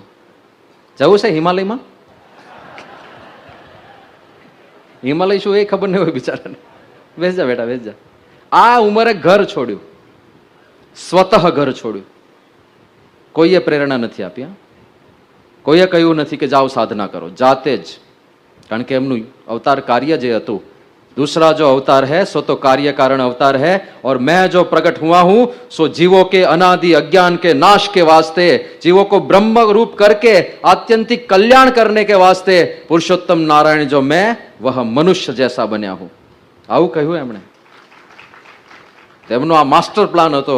એટલે સ્વતઃ નીકળ્યા 11 વર્ષે અને સીધી હિમાલયની વાટ પકડી છે. અને એમાં પણ એમણે કેદારનાથથી બદ્રીનાથનો જે રસ્તો લીધો છે, આજની તારીખે ત્યાં કોઈ નથી જતું. હા, એ રસ્તે નથી જતું. બરફનો આખો હિમ નદીઓ છે વચ્ચે, ફૂલ બરફના બધા તોફાનો આવે. આજે પણ જો કોઈને જવું હોય તો ગ્રુપમાં જાય, 6-7 જણ ભેગા જાય, અને કેટલી બધી ઠંડીથી રક્ષણ કરવાની વસ્તુઓ લઈને જાય. મોટા મોટા મોજા, થર્મલ પહેરે, એના ઉપર પાછો ઓવરકોટ પહેરે, અમુક પ્રકારના ચશ્મા પહેરવા પડે, કારણ કે સૂર્યનો પ્રકાશ જે રીતે બરફમાંથી રિફ્લેક્ટ થાય ને, તો આંખો બધી સૂજી જાય અને વિચિત્ર પીડા થાય, આંખમાં ભયંકર પીડાઓ થાય. તો ગોગલ્સ સાથે લઈને જવું પડે અને દોરડા સાથે લઈ જાય, કારણ કે 7-8 જણ થોડા થોડા અંતરે દોરડું પકડીને ચાલતા હોય. ત્યાં આગળ ઉપરથી બધો બરફ સ્નો એક સરખો દેખાય, પણ અંદર વચ્ચે વચ્ચે ખાડા હોય ઊંડા ઊંડા. એટલે કોઈ ચાલવા જાય ને સીધો 25 ફૂટ ઊંડો જતો રહે. તો એકલો માણસ ગયો હોય તો 25 ફૂટ ઊંડો ગયો, સ્વાહા, કોણ કાઢવાનું એને? પણ 5-6 ભેગા ગયા હોય ને દોરડું પકડીને ચાલે, એમાં કોઈક અંદર ઘૂસી જાય તો આજુબાજુવાળા દોરડું ખેંચીને એને બહાર કાઢી લે. તો આવી રીતે બધા ગ્રુપમાં જાય, અને છતાંય લોકોને ત્યાં જવું અઘરું પડે છે. નીલકંઠ વર્ણી, નતા પગમાં ચંપલ, નથી કોઈ ઓઢવાની સામગ્રી, ન તો કોઈ ખાવા પીવાનો સામાન સાથે લીધો, નતું કાંઈ ઓઢવાનું સાથે લીધું, નતા કાંઈ દોરડા સાથે, અગ્નિ પેટાવવા માટે દિવાળી પણ નહોતી, અને આંખમાં પહેરવાના ગોગલ્સ તો ક્યાંથી હોય. અને એવા બેર ફૂટ ખુલ્લા શરીરે એ હિમ નદીમાંથી પસાર થઈને કેદારથી બદરી ગયા છે. મનાતું નથી કેવી રીતે આ યાત્રા કરી હશે એમણે. અને આખી યાત્રા કરીને પાછી તપસ્યા કેવી કરી, શરીર સૂકવી નાખ્યું, એક કક્ષા સુધી સૂકવી નાખ્યું કે મહારાજ કે અમે એવા સાધન કર્યા હતા કે શરીરમાં કંઈક વાગે તો પાણી નિસરે પણ લોહી ના નિસરે. હિમોગ્લોબિન કાઢી નાખ્યું શરીરમાંથી, એવા સાધન કર્યા હતા. અને જ્યારે પહોંચ્યા હતા લોજ, મુક્તાનંદ સ્વામીએ રાખી મૂક્યા. એમનું તેજ એવું હતું. સુખાનંદ સ્વામી લોજની વાવ ઉપર બેઠા હતા, ધ્યાન કરતા. એટલે સુખાનંદ સ્વામી લોજની વાવ ઉપર ગયા હતા, અને ત્યાં નીલકંઠ વર્ણી બેઠા હતા, ધ્યાનસ્થ બેઠા હતા. અને સુખાનંદ સ્વામીએ નીલકંઠને જોયા. હવે સુખાનંદ સ્વામી એવા પ્રામાણિક સાધક હતા કે ગુરુ રામાનંદ સ્વામી સિવાય એમની વૃત્તિ ક્યારેય ક્યાંય જતી નહોતી. પણ પહેલી વાર નીલકંઠ વર્ણીને જોયા પછી ત્યાં મન ખેંચાયા કરે. આંખો બંધ કરે તો રામાનંદ સ્વામી દેખાતા હતા, એને બદલે નીલકંઠ વર્ણી દેખાય. એટલે સુખાનંદ સ્વામી ડિસ્ટર્બ થઈ ગયા કે આવું કેવું, મારી ગુરુમાં નિષ્ઠા ઓછી છે, કેમ મને નીલકંઠ દેખાયા કરે છે? કેવું આકર્ષણ હશે. પછી મુક્તાનંદ સ્વામીને વાત કરી. મુક્તાનંદ સ્વામી જોવા આવ્યા તો એ પણ પ્રભાવિત થયા, આમંત્રણ આપ્યું કે અમારા લોજના આશ્રમમાં પધારો. અને ત્યાં નીલકંઠ વર્ણી રહ્યા છે. અને કેવો પ્રભાવ, કેવું વ્યક્તિત્વ હશે. ત્યાં જઈને બધા નિર્ણયો આપવા માંડ્યા કે આ ગોખલો એ ધર્મમાં છિદ્ર છે, ગોખલો પૂરી દો, અને સંતો પૂરી દે. મુક્તાનંદ સ્વામી નીલકંઠ વર્ણી કરતા 22 વર્ષ મોટા છે. નીલકંઠ વર્ણી ત્યાં 18 વર્ષે પહોંચ્યા. એ વખતે મુક્તાનંદ સ્વામી 40 વર્ષના હતા. અને 40 વર્ષના વ્યક્તિ 18 વર્ષના બિન અનુભવી કિશોરની વાતો માને. ગોખલો પૂરી દો તો ગોખલા પૂરી દે, સ્ત્રી પુરુષની સભા નોખી કરો તો નોખી કરી દે. કેવો પ્રભાવ હશે. આમ જોઈએ ને તો લોજમાં આવ્યા ત્યારે નીલકંઠ વર્ણીની કેવી પરિસ્થિતિ કહેવાય, 18 વર્ષની ઉંમર, એટલે બિન અનુભવી ઉંમર કહેવાય. અહીંયા 18 વર્ષના બેઠા હશે, પોતાને જ્ઞાની માનતા હશે, માનો વાંધો નહીં, પણ તમે 40ના થશો ત્યારે ખબર પડશે કે 18 તમે જે જ્ઞાની હતા એ કાંઈ જ નહોતા, એ તુચ્છ જ્ઞાની હતા. જમાનો તમને ઘણું બધું શીખવાડશે આગળ જતા. 18 વર્ષની બિન અનુભવી અવસ્થા કહેવાય. બીજું, જે પ્રદેશમાં આવ્યા છે લોજ, ગુજરાત, ગુજરાતમાં એમને કોઈ ઓળખતું નથી. ઉત્તર પ્રદેશમાંથી નીકળ્યા, આખા ભારતની યાત્રા કરીને ગુજરાતમાં કંઈક જુદા દેશના છેડે આવી ગયા છે, કોઈ ઓળખતું નથી. એવા ક્ષેત્રમાં કામ કરવાનું છે જ્યાં એમને કોઈ ઓળખતું નથી. ત્રીજું, એમને ગુજરાતની ભાષા આવડતી નથી. એ અવધી ભાષા બોલતા હતા જ્યારે અહીંયા આવ્યા ત્યારે. એમને ગુજરાતી આવડતું પણ નહોતું. હવે આ 3 કોમ્બિનેશન વિચારજો. 18 વર્ષની કાચી અવસ્થા છે, કોઈ ઓળખતું નથી, અને ભાષા પણ આવડતી નથી. અને 30 વર્ષનો એમનો કાર્યકાળ રહ્યો. એ 30 વર્ષની અંદર એમણે 3000 પરમહંસોને દીક્ષા આપી. 3000 લોકોએ જીવન સમર્પિત કરી દીધું. આ સાધારણ ઐશ્વર્ય કહેવાય? દર 3 દિવસે એક વ્યક્તિ એમના ચરણોમાં જીવન સમર્પિત કરે. કરે છે તમારા ચરણોમાં કોઈ જીવન સમર્પિત? અરે જેની સાથે તમે હથેવાળો કર્યો છે એને સમર્પિત કર્યું છે જીવન? ના, એટલે તો ડખા થાય છે. તમે સમર્પિત નથી કર્યું ને એમણે સમર્પિત નથી કર્યું. સમર્પિત એટલે વિચાર જ નહીં. જેમ મહારાજ જેમ તમે કહો એમ. કહો તો મટકું ન ભરીએ મીટે, કહો તો અન્ન ન જમીએ પેટે, કહો તો તજીએ છાદન નો સંગ, રહીએ હિમમાં ઉઘાડે અંગ, કહો તો પીવું તજી દઈએ પાણી, રહીએ મૌન ન બોલીએ વાણી, એમ હિંમત છે મન માયા, તમે કહો તે કેમ ન થાય. આ પરમહંસોની તૈયારી કે મહારાજ તમે કહો તો મટકા ભરવાના બંધ કરી દઈએ, તમે કહો તો પાણી પીવાનું બંધ કરી દઈએ, અન્ન છોડી દઈએ, અમારા મનમાં હિંમત છે, તમે ભગવાન સાક્ષાત મળ્યા છો, તમે કહો એ કેમ ના થાય. આવી રીતે વશ કર્યા હતા પરમહંસોને. અને એવા 3000, 3000 દર 3 દિવસે એક વ્યક્તિ જીવન સમર્પિત કરે છે. તમારું પોતાનું જ બ્લડ હોય, તમારા જ દીકરાઓ, અને એને પેલા શેઢાડીને પીછા જેવા વાળ કરાવીને ઘરે આવે, સ્પાઇક્સ, અને તમે જુઓ કે આ ગધેડા ઉપર કોઈ કે મોર કલગી મૂકી હોય ને એવો લાગે છે. તો તમે કહી શકો કે બેટા ખરાબ લાગે છે, આ કેવા વાળ કપાયા?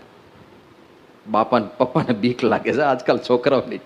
આનું કહીશું તો કંઈક જતો રહે છે, ભાગી જશે ને કંઈક એને ખોટું લાગશે, એને કરતા ભલે ને એ જેવો લાગે એવો એ ભોગવશે. સગા દીકરાને પણ કંઈ કહેવાતું નથી, વાળ આવા કરાયો હોય. મુંડનની તો વાત જ જવા દો. અને 3000 બધું છોડીને બેસી ગયા. એ 2 જોડી કપડાં પહેરવાના. શ્રીજીમાં જે નિયમ કરેલો હજી ચાલે છે. 2 જ જોડી. આ સંતો બેઠા છે, આજે આ પહેર્યા છે આ કપડાં, બીજા સુકાતા હશે, સુકાઈ ગયા હશે તો વાળી લીધા હશે, કાલે એ પહેર લેવાના, આ સૂકવી દેવાના. બસ આ 2 જોડીમાં જ ચાલે. અને માથેથી તો ઉપાડી જ લીધું. કેવા સુખિયા થઈ ગયા. આમાં સારંગપુરમાં કાચ જ નથી.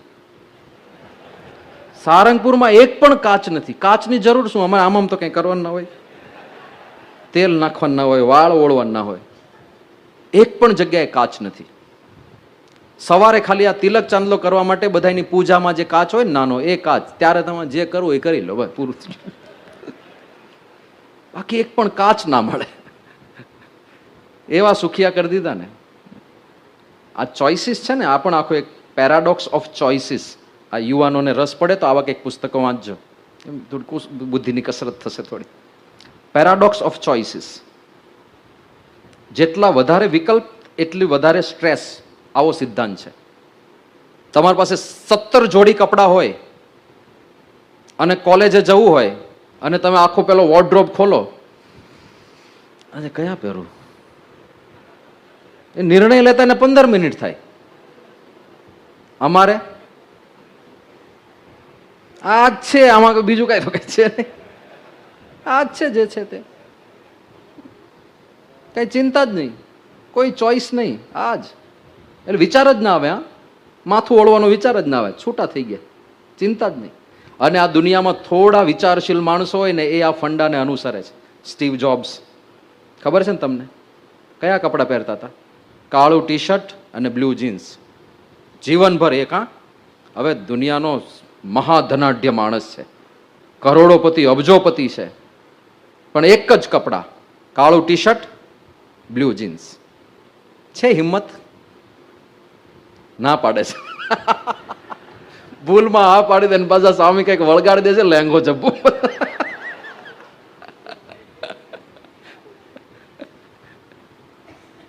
બહુ આ તો શૂરવીરનું કામ છે આ બધું.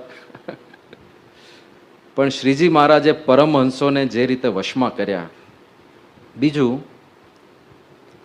આ પરમહંસો પાછા જે કક્ષાના હતા એવું નહોતું મૂર્ખ પ્રજાતિ ભેગી કરી હતી બધી.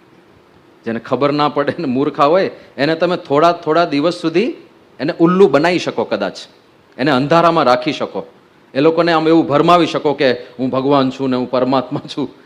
પણ આ તો કેવા ગોપાળાનંદ સ્વામી, મુક્તાનંદ સ્વામી, બ્રહ્માનંદ સ્વામી, નિત્યાનંદ સ્વામી, એક મહાપંડિત હતા. એ બધા એને વશમાં રાખવા એટલે નિત્યાનંદ સ્વામીને પૂછ્યું એકવાર શ્રીજી મહારાજે કે તમારી વિશેષતા શું છે, વર્ણવો. નિત્યાનંદ સ્વામી કે ગમે તેવો શાસ્ત્રી હોય, પુરાણી હોય, ગમે તેવો શાસ્ત્રનો જાણકાર હોય, પણ મારી સાથે શાસ્ત્ર ચર્ચા કરવા બેસે તો પરાસ્ત થઈને રહે, એવું આપની કૃપાથી મારી અંદર શાસ્ત્રનું જ્ઞાન છે. આવા મહાવિદ્વાન હતા નિત્યાનંદ સ્વામી. ગોપાળાનંદ સ્વામી અહીંયા રહ્યા ગ્રહોની ગતિ ફેરવે. વડોદરામાં રહેતા હતા અને એક જ્યોતિષ સત્સંગી હતો. ગ્રહણ થવાનું હશે અને બધા જ્યોતિષીઓ બેસીને ચર્ચા કરતા હતા કે આવતી પૂનમે ગ્રહણ છે, આવતી પૂનમે ગ્રહણ છે. પેલા સત્સંગીએ ગણિત, જ્યોતિષ શાસ્ત્ર આખું કેલ્ક્યુલેશનનું શાસ્ત્ર છે. ગણતરીના આધારે તિથિઓ નક્કી થાય, ગ્રહણ નક્કી થાય, બધું નક્કી થાય અને એટલું એક્યુરેટ છે. એમાં તમારે કાંઈ પશુ એસ્ટ્રોલોજીમાં કશું જોવાનું નહીં. એ મેથેમેટિક્સને આધારે કહી દે કે આ દિવસે ચંદ્ર અહીંયા જ હશે અને આટલી જ કળા હશે, આ દિવસે આ નક્ષત્ર આ જ જગ્યાએ હશે. ખાલી કેલ્ક્યુલેશનથી કહી દેવાય. એ આપણું જ્યોતિષ શાસ્ત્ર છે. તો જ્યોતિષ શાસ્ત્રના આધારે ગણતરી કરી, ગણતરીમાં ભૂલ થઈ અને એણે કહી દીધું આવતી પૂનમે ગ્રહણ નથી. બીજા બધા જ્યોતિષ કે છે લ્યા, આ બધું ગણતરી કહે છે, પેલો કે નથી. Over confidence. અને ઓવર કોન્ફિડન્સમાં એવું બોલી ગયો કે આવતી પૂનમે ગ્રહણ થાય તો મારું માથું ડૂલ કરું. એટલે આવું બોલાતું હશે, એવો કેવો અહંકાર. પછી આટલું મોટું અઘરું પેપર આવીને આવ્યા હોય તો ઘરે આવીને સોલ્વ તો કરવું પડે ને. ઘરે જઈને એને પાછું ફરીથી ગણતરી કરી, સારું કઈ લોચો તો નથી માર્યો ને, માથું ડૂલ કરવાના બધા વચન આપીને આવી ગયા. ઘરે આવીને ફરીથી ગણતરી કરી તો ગ્રહણ તો થવાનું હતું. એવો ફસાયો કે આમાંથી ઉગારે કોણ. એટલે વડોદરા ગોપાળન સ્વામી ત્યાં રહેતા હતા. ત્યાં ગયો કે સ્વામી બહુ મોટો અપરાધ થઈ ગયો. શું? કે આવી રીતે શરત નાખી દીધી કે જો ગ્રહણ થાય તો માથું ડૂલ કરું અને ગ્રહણ તો થવાનું છે. તો પહેલા તો ગોપાળન સ્વામીએ થોડો ઠપકો આપ્યો કે ભાઈ આપણે સત્સંગી આવું બધું ના બોલાય, આ એક જાતનો જુગાર જ કહેવાય, આવું બધું કરવાની શું જરૂર છે. પણ પછી કીધું કે ચાલો હવે તમે વચન આપી જ દીધું છે તો આવતી પૂનમે ગ્રહણ નહીં થવા દઈએ, એના પછીની પૂનમે ગ્રહણ થશે. હવે આવું કોઈ બોલી શકે? આ કાંઈ પેલા સ્નૂકર થોડું રમવાનું છે કે આમથી આમ દડો લઈ જઈશું ને આમ દડો લઈ જઈશું. આ તો ગ્રહોની ગતિઓ ફેરવવાની છે. પણ એમણે ના થવા દીધું ગ્રહણ અને પછીની પૂનમે થયું. કાં તો એમને ગ્રહોની ગતિ ફેરવી દીધી, કાં જોનારની મતિ ફેરવી દીધી. બેમાંથી કાંઈક ફેરવ્યું પણ એમણે ગ્રહણ લોકોને દેખાવા ના દીધું. તો આ ગોપાળાનંદ આવી સામર્થ્ય. ત્યાં સુંદરિયાણા આવ્યા હતા ગોપાળાનંદ સ્વામી અને હિમરાજ શાહ કરીને દ્રઢ વૈષ્ણવ, હવેલી સંપ્રદાયમાં માને, બીજા કોઈને મસ્તક ના નમાવે. પણ એમના દીકરા હતા વનાશાહ, પુંજાશાહ, જેઠાશાહ, એ બધાને પાકો સત્સંગ થયો. ગોપાળન સાંઈ સુંદરિયાણા ગયા, વનાશાહ, પૂજાશાહ, જેઠાશાહ એ બધા દર્શન કરવા ગયા. ગોપાળન સાંઈ કે તમારા પિતાને તો ક્યારેક બોલાવો દર્શન માટે. કે સ્વામી એ નહીં આવે, એ નહીં આવે, એ પરમ વૈષ્ણવ છે અને એમની આસ્થા એક જગ્યાએ જોડાયેલી છે. ગોપાળન સાંઈ કે પણ એમને કહો તો ખરા સ્વામી બોલાવે છે. કે સ્વામી નહીં કીધું હોય અમે કહીએ ને સ્વામી બોલાવે છે, એમ કે સ્વામી તો એક વલ્લભ સ્વામી, બીજા બધા બાવા. એ દ્રઢ નિષ્ઠાવાન છે. ગોપાલ સાહેબ કે કામ કરો, અમારે શરીરે થોડું નબળાઈ લાગે છે આજે અને તમારા પિતાજી વૈદું પણ જાણે છે, વૈદ્ય છે, નાડી વૈદ્ય છે. તો એમને કહો કે સ્વામી બીમાર પડ્યા છે, ચેક કરવા માટે આવે તો આવશે. પહેલાના માણસોમાં જે માણસાઈને ધર્મ હતો ને એ વાત જુદી. હા, પોતાનો દુશ્મન બીમાર પડ્યો હોય અને પોતે વૈદ્ય હોય તો દુશ્મનનો ઈલાજ કરવા જાય. આ ધર્મનિષ્ઠા હતી લોકોમાં. જ્યારે રામચંદ્રજી મૂર્છિત થયા, લક્ષ્મણજી મૂર્છિત થયા, ત્યારે હનુમાનજી વૈદ્યને ઉપાડી લાવ્યા હતા. ક્યાંથી ઉપાડી લાવ્યા હતા? લંકામાંથી ઉપાડી લાવ્યા, દુશ્મન દેશમાંથી ઉપાડી લાવ્યા. તોય પેલા વૈદ્યએ દવા કરી હતી. હા, માણસાઈની વાત છે, ધર્મપાલનની વાત છે. તો હિમરાજ શાહ એમણે નક્કી કર્યું કે કોઈ બીમાર હોય તો મારે જવું જોઈએ, મારો ધર્મ છે વૈદ્ય તરીકે, એ મારે છોડાય નહીં. એટલે ગોપાળન સ્વામીને તપાસવા માટે આવ્યા અને જ્યાં હાથની નાડી ગ્રહી ત્યાં ચટકીને ચાલી ગઈ. અહીંયા નાડી પકડવા જાય તો ધબકારા જ ના સંભળાય. પછી ગળા પર નાડી સંભળાતી હોય છે, ત્યાં ધબકારા ના સંભળાય. સાથળમાં નાડી સંભળાતી હોય છે, ત્યાં ધબકારા ના સંભળાય. જ્યાં જ્યાં હાથ મૂકે કોઈ જગ્યાએ ધબકારા ના સંભળાય. તારું ધબકારા ચાલતા નથી, હૃદય ચાલતું નથી. ગોપાળન સાંઈ તો વાતો કરતા જાય બધાને, પહેલા ચેક કરે છે ને ગોપાળન સાંઈ ઉપદેશની વાતો કરે છે. એ કે આ તો શક્ય નથી. આ મારી આટલા વર્ષોની આખું જે અનુભૂતિ છે વૈદ્ય તરીકે, એમાં આવા યોગી મેં જોયા નથી કે જે નાડી પ્રાણને ખેંચી રાખે. અને આ નાડી પ્રાણને ખેંચી નાખવાની વિદ્યા એની પાસે જ હોય જેણે અષ્ટાંગ યોગ સિદ્ધ કર્યો હોય. અને અષ્ટાંગ યોગ તો અમારા ઈષ્ટદેવ કૃષ્ણ ભગવાને સિદ્ધ કર્યો હતો. એટલે આ નક્કી કૃષ્ણ ભગવાન મારી કસોટી કરવા માટે આવ્યા છે એમ કરીને સીધા જ હિમરાજ શાહ પગમાં પડી ગયા કે પ્રભુ સ્વરૂપ પ્રગટ કરો તમારું, તમે ભગવાન છો, મારી કસોટી કરવા આવ્યા છો ને. અને ત્યારે ગોપાલન સ્વામી કહે છે કે હિમરાજ શાહ, મારી જેવા તો સ્વામિનારાયણ ભગવાન પાસે 3000 છે. ભગવાન તો એ છે, ત્યાં જઈને મસ્તક નમાવો. અને પછી હિમરાજ શાહ જે સત્સંગી બન્યા છે, છેક સુધી જ્યાં સુધી મૃત્યુ થયું ભગવાનના ધામમાં ગયા ત્યાં સુધી શીર સાટે સત્સંગ રાખ્યો છે. જબરજસ્ત સત્સંગ કર્યો. પણ આવા સમર્થ ગોપાળાનંદ સ્વામી, અષ્ટાંગ યોગી, નાડીઓ ખેંચી લે, ધબકારા બંધ કરી દે, એવી બધી સામર્થ્ય, પણ એ ભગવાન સ્વામિનારાયણને નતમસ્તક થઈને. વ્યાપકાનંદ સ્વામી મરેલી ઘોડી જીવતી કરે. બોટાદમાં હમીર ખાચર નામના દરબાર હતા, એમની ઘોડી મરી ગઈ અને વ્યાપકાનંદ સ્વામીને દયા આવી, મચ્છરનો જીવ કાઢીને ઘોડીમાં નાખ્યો અને ઘોડી જીવતી થઈ. પણ હવે આવા સમર્થ હોય એને કોઈ બે વેણ કહી શકે? એને કોઈ ઠપકો આપે? વ્યાપકાનંદ સ્વામી ઘોડી જીવતી કરીને જિંજાવદર ગયા જ્યાં શ્રીજી મહારાજ વિરાજમાન હતા. અને શ્રીજી મહારાજ તો અંતર્યામી, બધું જાણે, સર્વજ્ઞ, ખબર પડી ગઈ હોય કે સ્વામીજી પરાક્રમ કરીને આવ્યા છે. એટલે જેવા એમણે વ્યાપકાનંદ સ્વામીને જોયા, એમણે જિંજાવદરના જે મહિલા હરિભક્ત હતા એમને કહ્યું કે ભગવાન આવ્યા છે, ભગવાન, ભગવાન માટે થાળ કરો. એટલે વ્યાપકાનંદ સ્વામી કે મહારાજ હું ક્યાં ભગવાન છું, ભગવાન તો આપ છો, કેમ આવું બોલો છો? શ્રીજી મહારાજ કે મરેલાને જીવતા કરે ને ભગવાન જ કહેવાય ને, અમને કઈ એવું આવડતું નથી. કે મહારાજ કઈ ભૂલ થઈ ગઈ? શ્રીજી મહારાજ કે આપણે આ બધા પરચા દેખાડવા નથી આવ્યા, આ તો અમારા પ્રતાપે કરીને ઘોડી જીવતી થઈ. કાલે સવારે કોઈક રાજાનો કુંવર મૃત્યુ પામશે અને તમને જીવતા કરવા માટે બોલાવશે અને તમે નહીં કરી શકો તો તમને જેલમાં પૂરશે. એટલે આપણે જે કરવા આવ્યા છે એ કરો, લોકોને સત્સંગ કરાવો, આ બધા પરચા દેખાડવાનું બંધ કરો. હવે આવી રીતે કોઈ ઠપકારી શકે? આવા સમર્થ હોય જે મરેલાને જીવતા કરતા હોય એને કોઈ બે વેણ ના કહી શકે. બીક લાગે, સારું કંઈક ડટ્ટન સો પટ્ટન ભૂમ કરી નાખશે તો આપણું તનોત પનોત નીકળી જશે. પણ એ બધાને શ્રીજી મહારાજ નોરમાં રાખે. હા, એકદમ સીધા દોર કરીને રાખે. આવા સમર્થ પરમહંસો એને કંટ્રોલમાં રાખે, એમનું નિયમન કરે. બ્રહ્માનંદ સ્વામી બુદ્ધિના સાગર કહેવાય. હા, ખેરખા, કેટલી બધી વિદ્યાઓને વરેલા હતા, એવી પ્રતિભા હતી. ભુજની અંદર પિંગળ શાળા છે અને પિંગળ શાળામાં છંદ, છપાઈ, ગીત એ બધું શીખવાનું હોય. એ બધું શીખવા ગયા હતા. તો ત્યાં કોમ્પિટિશન પણ યોજાય. છંદ છપાઈની જ આખી કોલેજ છે, મ્યુઝિક કોલેજ છે, પોએટ્રીની કોલેજ. તો ત્યાં આગળ કોમ્પિટિશન પણ પોએટ્રીની જ થાય ને, બધા પોતપોતાની કાવ્ય, કવિતા બધું રજૂ કરે. બહારથી ઘણીવાર સ્ટુડન્ટ્સ આવે, પોતાની કવિતાઓ રજૂ કરે, અહીંના સ્ટુડન્ટ્સ રજૂ કરે, એવા બધી કોમ્પિટિશન ચાલે. એમાં લાડુદાન બારોટ ભણતા હતા, બ્રહ્માનંદ સ્વામીનું જૂનું નામ. તો એ લોકોની મજાક મશ્કરી કેવી કરે, બુદ્ધિશાળી માણસોની મજાક મશ્કરી જુઓ તમે. એક કવિએ પોતાની કવિતા રજૂ કરી, લાંબી લચક આખી કવિતા હતી, પણ એની એક લઢણમાં એક લય સાથે ભૂલો ભલે બીજું બધું મા બાપને ભૂલશો નહીં, આવી કંઈક આખી કવિતા લાંબી લાંબી રજૂ કરી. જેવી એણે કવિતા પૂરી કરીને પોતાની જગ્યાએ બેઠો એટલે લાડુદાન બારોટ ઊભા થયા. એ કે આ કવિતા તમે રચી છે? કે આ મારી રચના છે, 2 દિવસ પહેલા જ બનાવી. કે હોય નહીં. કે કેમ? કે હું નાનો હતો ત્યારથી આ કવિતા ગાઉં છું, તમે કોકનું ચોરેલું ઉઠાડ્યું છે.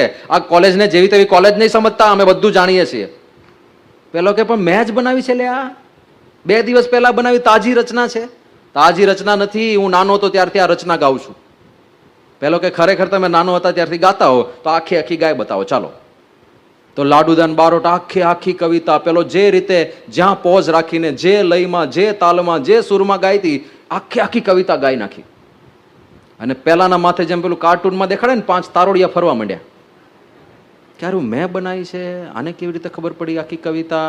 કે પછી કોકની બનાવેલી આખી આખી મને ભગવાને સુજાડી, કંઈ સમજાતું નથી. અને એનું ચકળવકળ થતું મોઢું જોઈને બધા વિદ્યાર્થીઓ હસવા લાગ્યા કે ભાઈ ચિંતા ના કર, તે જ બનાવી છે, તારી જ રચના છે. પણ આને કેવી રીતે આવડે?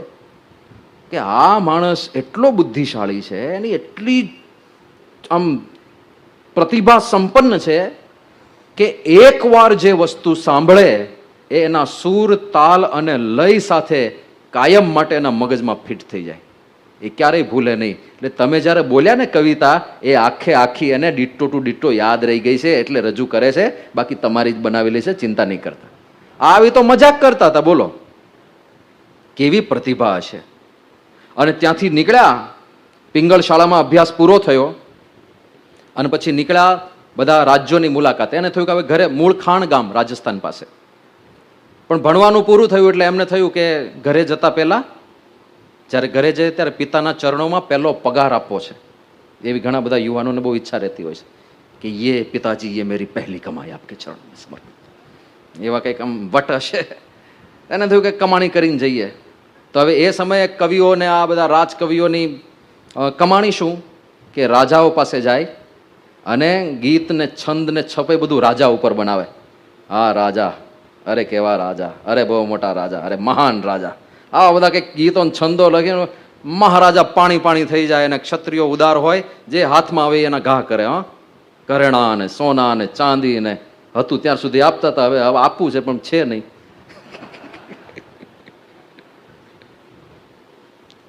તો લાડુદાન બારોટ 3 કે 4 સ્ટેટની મુલાકાત લીધી હતી. ધ્રાંગધ્રા, જામનગર, એવા 2-3 સ્ટેટની મુલાકાત લઈને જ્યારે એ ભાવનગર પહોંચ્યા ને, બ્રહ્માનંદ સ્વામી લાડુદાનજી જ્યારે ભાવનગર પહોંચ્યા ત્યારે એમની પાસે કેટલી સંપત્તિ હતી એનું નિરૂપણ છે. 11,000 નગદ રૂપિયા હતા. 10 રૂપિયામાં 1 તોલો સોનું મળતું હતું ત્યારે. હા, 10 રૂપિયામાં 1 તોલો સોનું, એટલે 11,000 રૂપિયામાં કેટલું સોનું આવે? 1100 તોલા, એટલે 11 કિલો સોનું થયું. 11 કિલો સોનું. કોઈ માણસ ગ્રેજ્યુએશન પૂરું કરે અને મહિનામાં 11 કિલો સોનું કમાઈ લાવે તો કેવો બુદ્ધિશાળી હોય. આ તો ખાલી રૂપિયાની જ વાત કરી, હવે હું લિસ્ટ બોલું છું. 11,000 નગદ રૂપિયા, 20,000ની જામશાહી કોરીઓ, 90,000ની દીવાનશાહી કોરીઓ, આ જુદી જુદી કરન્સી છે. 101 સોના મોહર, જડાવ, દાગીના, હીરા, મોતી, માણેક, પેચ, હમેલ, આશા લાકડી, તોડા, એડી, કડા, વેઢ, વીંટી, આ બધા ઘરેણાના નામ છે. ટૂંકમાં એટલા ઘરેણા હતા કે બધા ઘરેણા પહેરીને ઊભા હોય લાડુદાન બારોટ તો સોનાની મૂર્તિ ઊભી હોય એવું લાગે, એટલા ઘરેણા હતા. પછી ઘરેણા ઉપરાંત પશુ પક્ષીઓ, પશુ પ્રાણીઓ ભેટમાં મળેલા. 16 ઘોડા, 7 ઊંટ, 4 બળદ, 1 બેલગાડી, 1 સિગ્રામ, 50 સેવકો અને 50 બોડીગાર્ડ. આટલું હતું એમની પાસે જ્યારે ભાવનગર પહોંચ્યા ત્યારે. કેવી જાહોજ! 100 જણ તો સેવામાં છે, 50 સેવકો છે ને 50 બોડીગાર્ડ છે. ખાલી એક વ્યક્તિ સેન્ટરમાં જતો હોય અને પાછળ કાળા કપડાં પહેરીને 4 બોડીગાર્ડ ઊભા હોય ને તો એ કેવી એન્ટ્રી પડે એની. લાડુદાન બારોટ જતા હોય, પાછળ 50 બોડીગાર્ડ હોય, કોઈ અડી શકે? મોદીજી ઉતરે તો ચારે બાજુ ઉતરી જાય ને, કમોંડ આમ જોવા માંડે, પછી દરવાજો ખોલે. એવા લાડુદાન બારોટનો એવો વટ હતો. અને આ ઠાઠમાઠ સાથે પહોંચ્યા હતા ભાવનગર વખતસિંહ બાપુના દરબારમાં. અને ત્યાં જઈને વખતસિંહ ઉપર એક દોહો લલકારી દીધો, સોને કી છડી રૂપે કી મશાલ કરીને.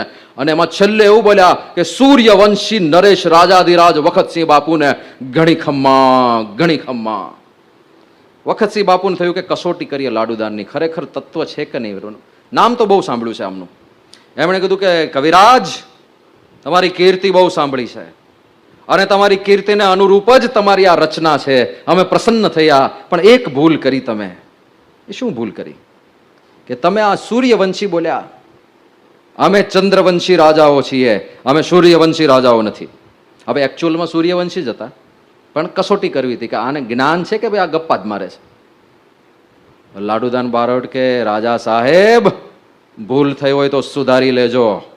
એમ કરીને મહારાણા પ્રતાપથી વંશવેલો ચાલુ કર્યો કે મહારાણા પ્રતાપ સૂર્યવંશી નરાયશ હતા, બધા જાણે છે. એમના આ દીકરા થયા, એમના આટલા દીકરા થયા, એમાંના એક દીકરા આ બાજુ સોરઠમાં આવ્યા અને એમની વંશાવલીમાં આટલા આટલા રાજાઓ થયા. એ વંશમાં તમે આવો છો. મહારાણા પ્રતાપ સૂર્યવંશી હતા, એટલે તમે પણ સૂર્યવંશી છો. કદાચ ખબર ના હોય તો અપડેટ કરી લેજો ડેટા. અને આવું જ કહ્યું, વખતસિંહ બાપુ રાજી થઈ. આ હા, શું કવિરાજની બુદ્ધિ! અને બોલાવ્યા સોનીને, બોલાવો રાજ સોનીને. નાગદાન સોની કરીને સોની હતા કે આખે આખા કવિરાજને સોનેથી મઢી દેવા છે. એમના અંગે અંગના માપ લો. એક એક અંગના ઘરેણા બનાવવા, નાગદાન સોની માપ લેતા હતા. એમના કપાળમાં તિલક ચાંદલો જોયો લાડુદાન બારોટ કે આ ચાંદલો શેનો છે? આવો પંથ તો ક્યારેય જોયો નથી. આ નવો સંપ્રદાય છે.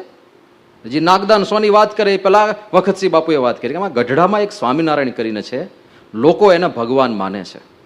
હવે આ કળિયુગમાં ભગવાન હશે કે કેમ? તમારી જેવા કોઈક બુદ્ધિશાળીને અમે રાહ જોતા હતા જે ત્યાં જઈને પારખા કરી આવે. આ તો ચેલેન્જિંગ કામ કહેવાય ને, એવું તો ગમે અમુક લોકોને. અહંકારી લોકોને ચેલેન્જ બહુ ગમે, પ્રૂવ કરવી ગમે કે સી આઈ એમ સમથિંગ. કે હા અમારા જેવા બુદ્ધિશાળી આપણે આ નહીં કર્યા, હમણાં કસોટી કરી આવીએ. કે થોડા દિવસ રોકાવ, અમારી મહેમાનગતિ માણો. એ હવે તો જ્યાં સુધી આ કસોટી પૂરી ના થાય ને ત્યાં સુધી ચેન નહીં પડે. અમુક લોકોને એવું હોય જ્યાં સુધી ટાસ્ક પૂરું ના થાય ને ઊંઘ ના આવે, એટલે વરાજાની ઊંઘ ઉડી જતી હોય ઘણી વાર. લગ્નના 3-4 દી પહેલા ઊંઘ જ ના આવે ને કે આ લગ્ન પૂરા થાય પછી કંઈક હળવું થાય વાતાવરણ. તો કે હવે મને ચેન નહીં પડે જ્યાં સુધી હું ગઢડા નહીં જાઉં ત્યાં સુધી, જ્યાં સુધી એમને ખુલ્લા નહીં પાડું ત્યાં સુધી. અને એ જ્યારે નીકળ્યા ત્યારે પેલા નાગદાન સોની બોલ્યા, એ તો દ્રઢ નિષ્ઠાવાન સત્સંગી. એમણે કહ્યું કે કવિરાજ, મીઠાની કોથળી સાગરનું તળિયું માપવા જાય, મીઠાની બેગ હોય એ સાગરના તળિયે જાય તો તળિયે પહોંચતા તો બધું ઓગળી જાય મીઠું.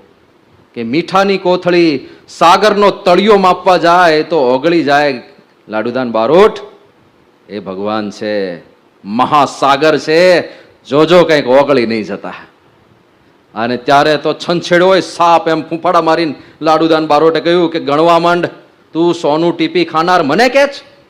3 દિવસમાં એમને ખુલ્લા પાડીને, એમના પાખંડને ચોમેર ખુલ્લું પાડીને અહીંયા દરબારગઢમાં હાજર ના કરું તો મારું નામ બદલી નાખજે. અને આવું કહીને નીકળ્યા લાડુદાનજી. ભગવાને પ્રેરણા કરી હૃદયમાં. જેમ જેમ ગરડા નદી આવતું જાય એમ એમ બધા વિચારો બદલાવા માંડ્યા. ખરું ખરેખર ભગવાન હશે તો જ્યારે ચરિત્ર લખાશે અને ઇતિહાસ લખાશે આમનો, ત્યારે પેલા બધા અસુરોનું લિસ્ટ હશે ને, રાવણ, કુંભકર્ણ, શિશુપાલ, દંતવક્ત્ર, લાડુદાન, એ લિસ્ટમાં આપણું નામ આવશે. તો 4 વિપરીત સંકલ્પો કરે આપણે જાણીએ છીએ. કાળા કાંબળામાં ભાગવત વાંચતા હોય, 16 ચિહ્નોના દર્શન કરાવે, ગુલાબનો હાર પહેરાવે, નામ દઈને બોલાવે, વૃત્તાંત કહી દે, અને બધું મહારાજે કર્યું. જેવા ત્યાં ગયા દાદા ખાચરના દરબારમાં, બીજી બધી સંપત્તિ ભાવનગર મૂકીને જ આવ્યા હતા. ખાલી થોડા ઘોડા ને 1-2 સેવકો લઈને ગયા હતા. પણ એવો એમનો વેશ હતો, દાદા ખાચરને થયું કે બહુ મોટા રાજા આવ્યા, એટલે તો સ્વાગત કરવા માટે દોડ્યા. શ્રીજી મહારાજ સભા ભરીને બેઠા હતા, દૂરથી જોયા લાડુદાન ઘોડા ઉપર આવ્યા. મહારાજે અહીંથી બૂમ પાડી, આવો લાડુદાનજી આવો, અમારા પારખા કરવા આવ્યા લાગો છે. સીધા નામથી બોલાવ્યા અને આખું વૃત્તાંત કહી દીધું. અને પછી બધા સંકલ્પો પૂરા કર્યા. અને એ લાડુદાન ગઢડા ગયા તે ગયા. મીઠાની કોથળી સાગરમાં ઓગળી ગઈ. એમાંથી બ્રહ્માનંદ સ્વામીની ભેટ મળી સંપ્રદાયને. અને શ્રીજી મહારાજનો જે મહિમા એમણે ગાયો છે. પછી આ સમાચાર મળ્યા ગાયકવાડ સરકારને. એમને ખબર પડી કે મહાબુદ્ધિશાળી, મહાપંડિત, મહાવિદ્વાન, મહાકવિરાજ એવા લાડુદાન ત્યાં સાધુ થઈ ગયા. કે આ સાધુ સંતો ભજન કરવામાં આખી જિંદગી કાઢી નાખે, આ તો કેટલા મોટા કવિ છે, એ અહીંયા રહે તો કેવા કેવા કાવ્યો બનાવી શકે. He is wasting his life. તો એમણે એક ઓફર મૂકી કે એ લાડુદાન બારોટ જો અહીંયા આવે મારે ત્યાં વડોદરાની અંદર તો રાજકવિનું પદ આપું, 25 ગામનું પરગણું આપું, રહેવા માટે હવેલી આપું, સેવામાં સેવકો અને અંગ રક્ષકો આપું, અને એમને ફરવા માટે સિગ્રામ અને સુખપાલ આપું, અને બધી સુવિધા આપું. લાડુદાન અહીંયા આવી જાઓ, 25 ગામના રાજા થઈને રહેશો. કેટલી મોટી ઓફર છે. અને સામે બ્રહ્માનંદ સ્વામી લખે છે કે મેં ઢાઢી મહારાજ કો और हाजर हुक्म हजूर, गायो जश गोविंद को और पायो धन भरपूर. मारे તમારું ધન અને સંપત્તિ ને સત્તા નથી જોઈતી, હું તો પરબ્રહ્મ ભગવાનનો સેવક છું. એમનો જશ ગાયો, એમાં ધનના ઢગલા મને મળી ગયા છે. જીવનભર શ્રીજી મહારાજના દાસ થઈને રહ્યા. આવા સમર્થ પરમહંસોનું નિયમન એ પરબ્રહ્મ સિવાય કોઈ ના કરી શકે. બીજું સમાધિ પ્રકરણ. આટલી દુર્લભ સમાધિ, એમના ચાખડીના ચટકા સાંભળીને લોકોને સમાધિ થાય, એમના નામ સાંભળીને લોકોને સમાધિ થાય. કેવું ઐશ્વર્ય. પહેલી સમાધિ ક્યારે થઈ હતી? આજે 5 મિનિટ વધારે લઈશું. શ્રદ્ધા છે ને તમારી? ત્રીજા દિવસ પછી વાંધો નહીં ભાઈ, 1-2 દિવસમાં પતી જ જવાનું છે ને હવે ક્યાં. તો પહેલી સમાધિ ક્યારે થઈ હતી? જ્યારે નીલકંઠ વર્ણી સ્વરૂપે આવ્યા, રામાનંદ સ્વામીની રાહ જોતા હતા, અને મુક્તાનંદ સ્વામીને કીધું કે હવે તો બહુ મોડું થઈ ગયું, ઘણા મહિના થઈ ગયા, આપણે ત્યાં જઈએ. મુક્તાનંદ સ્વામી કે આપણે એક પત્ર લખીએ રામાનંદ સ્વામીને. અને મુક્તાનંદ સ્વામી એક પત્ર લખે છે, એક પત્ર નીલકંઠ વર્ણી લખે છે, અને એ પત્ર લઈને મયારામ ભટ્ટ ત્યાં આગળ ગંગારામ મલ્લને ત્યાં છેક ભુજ જાય છે. રામાનંદ સ્વામી ત્યાં હતા. અને પત્રમાં મુક્તાનંદ સ્વામીએ પહેલા લખેલું કે આપણા અહીંયા આગળ એક વર્ણી આવ્યા છે, અને વર્ણી કેવા છે તો વળી લખવા કારણ જે હ તમે સાંભળજો પ્રભુ તે હ. કૌશલ દેશથી આવ્યા છે મુનિ, હવે વાત કહું હું તે હુની. કૌશલ દેશમાંથી, અયોધ્યાથી એક મુનિ આવ્યા છે, એમની મારે તમને વાત કરવી છે. એવા તપસ્વી છે, એવું શરીર સૂકવી નાખ્યું છે કે દેહમાં જેટલી છે નાડી, દેખાય છે તે સર્વે ઉઘાડી. ત્યાગ વૈરાગ્ય તને છે અતિ, જાણે આપે તપની મૂર્તિ. દેહમાં જેટલી નાડીઓ છે બધી બહારથી દેખાય છે, એવું શરીર સૂકવી નાખ્યું છે. કેટલો સંયમ જોઈએ. બાકી 1 કિલો નથી ઘટતું. ઘટે છે? સવારના પોરમાં 5 વાગે જાગીને ટી શર્ટ ને પેલું પહેરીને ટ્રેક પહેરીને નીકળો, પરસેવે રેપ જેપ થઈ ગયો, પછી વજન કાંટે ચડે તો એટલે એટલું ને એટલું 104 જ. ખાલી દોડવાથી ના થાય, ડાયટમાં ફેરફાર કરવો પડે. પણ નીલકંઠ વર્ણીએ આખું શરીર સૂકવી નાખ્યું છે. ત્યાગ વૈરાગ્ય તને છે અતિ, જાણે મૂર્તિમાન તપ છે. અને જમે કેવું? રસ રહિત જમે છે અન્ન, એહ પણ બીજે ત્રીજે દન. રસ રહિત અન્ન જમે, જેમાં કોઈ સ્વાદ ના આવે. ખટરસ શબ્દ સાંભળ્યો છે ને તમે? ખટરસ શું છે? 6 પ્રકારના રસ હોય છે જમવામાં. મધુર, આમ્લ, લવણ, કટુકષાય, તિક્ત ભેદાત. મધુર એટલે મીઠો, અમ્લ એટલે ખાટો, લવણ એટલે ખારો, કટુ એટલે કડવો, કષાય એટલે તુરો, અને તિક્ત એટલે તીખો. આ 6 રસ છે. પણ એકલા આમાં મજા ના આવે, કોમ્બિનેશનમાં મજા આવે. ભજીયા થોડા તીખા છે, થોડા ખારા છે, પણ ખાટું મીઠું ભળે ને તો મજા આવે. ચટણીમાં બળે ને આપણે બધું મિક્સ કરીને ખાઈએ ને, મેક્સિમમ કોમ્બિનેશનથી લાભ લેવા પ્રયત્ન કરીએ. આઈસ્ક્રીમ ગળ્યો છે પણ વેફર સાથે ખાવાનો, એટલે થોડું ક્રિસ્પી પણ ભળે, થોડું ખાટું મીઠું, થોડું ગળ્યું તીખું, મજા આવે. તો આવી રીતે આપણે રસ પણ નીલકંઠ વર્ણી રસ રહિત જમે છે અન્ન. અન્ન જમતા હતા રસ રહિત. સીધા મગ બાફી નાખવાના, મીઠું પણ નહીં નાખવાનું. ક્યારેક તો ખાઈ જોજો. અરે એકવાર મીઠા વગરનું શાક ખાઈ જુઓ. એકવાર મીઠું ના હોય ને, બીજું બધું આ મરચું ને લીંબુ ને બધું નાખવાનું, ખાલી મીઠું જ મિસિંગ હોય એવું શાક એકવાર બનાવીને ખાજો. આ તો કોઈ રસ ના આવે, કોઈ સ્વાદ ના આવે. એકવાર અમે બધા સાધકમાં હતા ને, તો અમને એવી આજ્ઞા આવી હતી કે તમારે સેવા બહુ ચાલે છે તો 15 દિવસ વ્રત કરજો. આ શ્રાવણ માસનું અમારે મહિનાનું વ્રત હોય. આ બધા સંતોને ધારણા પારણા ચાલે છે. આજે જમ્યા છે, કાલે નિર્જળ ઉપવાસ કરશે. કાલે તો આમે એકાદશી છે, પછી પાછું જમવાનું, પછી નિર્જળ ઉપવાસ, પછી જમવાનું, પછી નિર્જળ ઉપવાસ, ધારણા પારણા ચાલે છે. આજે આવતીકાલે છેલ્લો ઉપવાસ છે, પછી ધારણા પારણા પૂરા થશે મહિનાના. તો 15 દિવસ કરવાનું હતું. મને થયું કે 15 દાડા છે તો ખટરસ ટ્રાય કરીએ. મેં 3-4 બીજા સાધકોને વાત કરી. મેં કહ્યું આવો મારો વિચાર છે. હા કરીએ. નવા હોય તો બળ પણ બહુ હોય, પાછું ઉત્સાહ બહુ હોય. તો અમે લગભગ 8-10 સાધકોએ ભેગા થઈને નક્કી કર્યું ખટરસ. 15 દિવસ હતા એટલે કીધું કદાચ અઘરું પડશે તો ખેંચતા 15 દાડા તો ખેંચી નાખશું. પહેલા 2 દિવસ બહુ મજા આવી, કારણ કે બીજા બધા સાધકોને ઉપવાસ હોય, નિર્જળ ઉપવાસ હોય, અને અમારે ખાવાનું. અને આખો દિવસ જેટલું ખાવાનું એટલું ખાવો. ખટરસમાં એવું હોય 25 વાર ખાવ 25 વાર ખાવ. નિયમ કેટલો? આ 6 માંથી કઈ સ્વાદ ના આવવો જોઈએ એવું ખાવાનું. એટલે શું ખાવાનું? શું સીધા મગ બાફીને ખાઈ લેવાનું. રોટલી લોટને પાણીમાં પલાળીને રોટલી કરીને ખવાય, પણ મીઠું નહીં નાખવાનું, મોણ નહીં નાખવાનું, ઘી તેલ નહીં નાખવાનું, કાંઈ નહીં. સારું મોઢામાં ના જાય. પહેલા દિવસ આનંદ શેનો આવ્યો કે પેલા ભૂખ્યા છે ને અમે ખાઈએ છીએ, કમ્પેરિઝનનો આનંદ લીધો. પણ ત્રીજા દિવસથી એવા વિકળ થઈ ગયા બધા, ખારું આ તો મોઢામાં જ નથી જાતું. આમાં કઈ સ્વાદ જ નથી આવતો.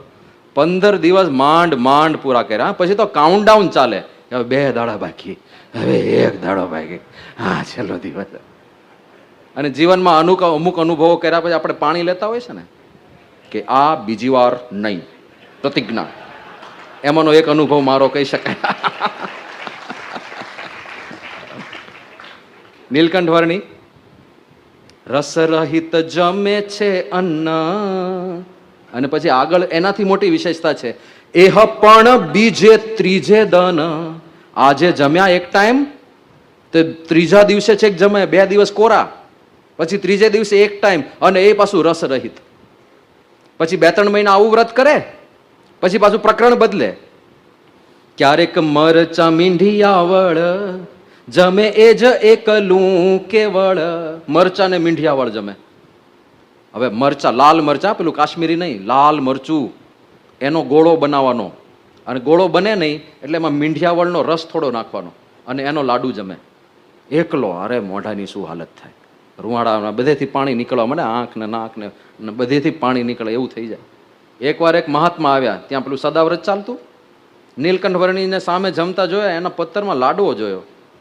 એ કે વો બાલક ક્યાં ખા રહા હૈ, कि वो आपके लिए नहीं है महात्मा जी, नहीं हमें वो चाहिए, वो बालक जो खा रहा है वो हमें चाहिए. તમે વીઆઈપી ટ્રીટમેન્ટ એને કેમ આપો છો, મને આપો. એ જુદી આઈટમ રાખો છો એના માટે? એ એના માટે, તમારા માટે નથી. અને વ્રત ચાલે, જે વ્રત મારે એ લાડવો ખાવો તે એક એક્સ્ટ્રા બનાવ્યો છે, તો ના લ્યો ખાઓ. ત્યારે એક કોળિયો મોઢા મૂક્યો, પછી ગયા એ ગયા, પછી દેખાયા નથી હજુ.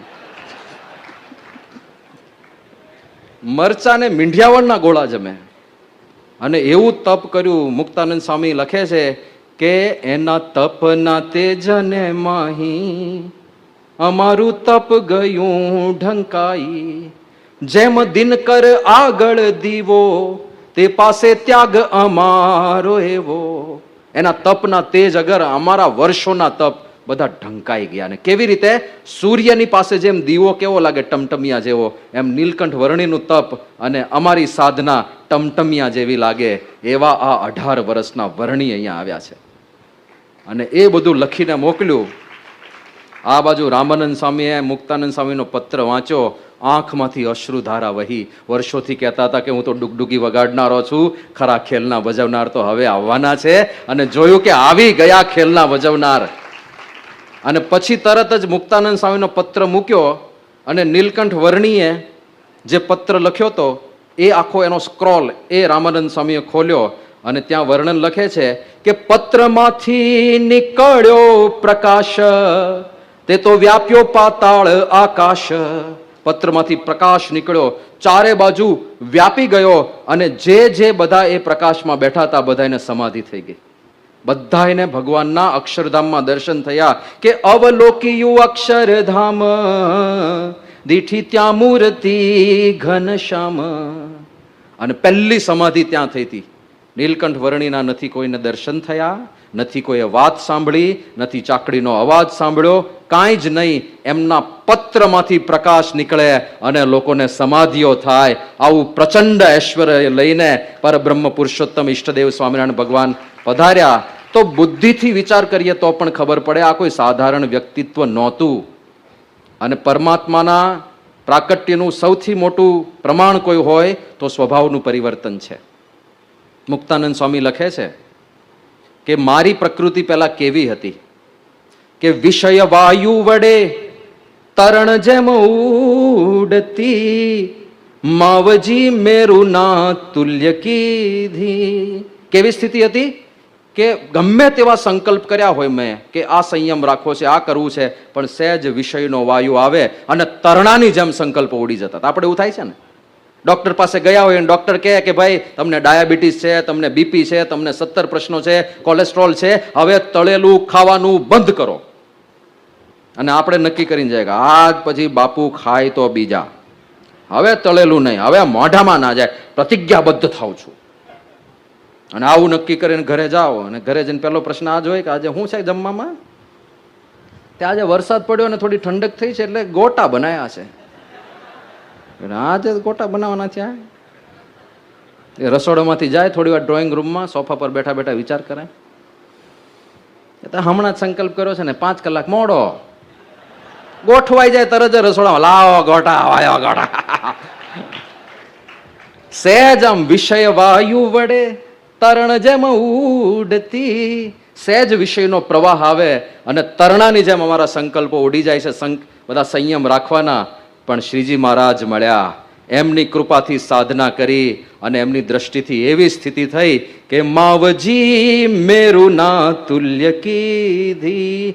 જેમ ગમે તેટલા વિષયના વાવાઝોડા આવે તો મેરુ પર્વત ક્યારેય ડગે નહીં, એમ અમારા હવે સંયમના સંકલ્પો ક્યારેય ડગતા નથી. એવી સ્થિતિ આ પરબ્રહ્મ પરમાત્માના પ્રતાપે અમારી થઈ છે. આવું મુક્તાનંદ સ્વામી સ્વીકારે છે. તો મોટામાં મોટું પ્રમાણ આ છે, લોકોને બ્રહ્મરૂપ કરીને પોતાના ધામના સુખે સુખિયા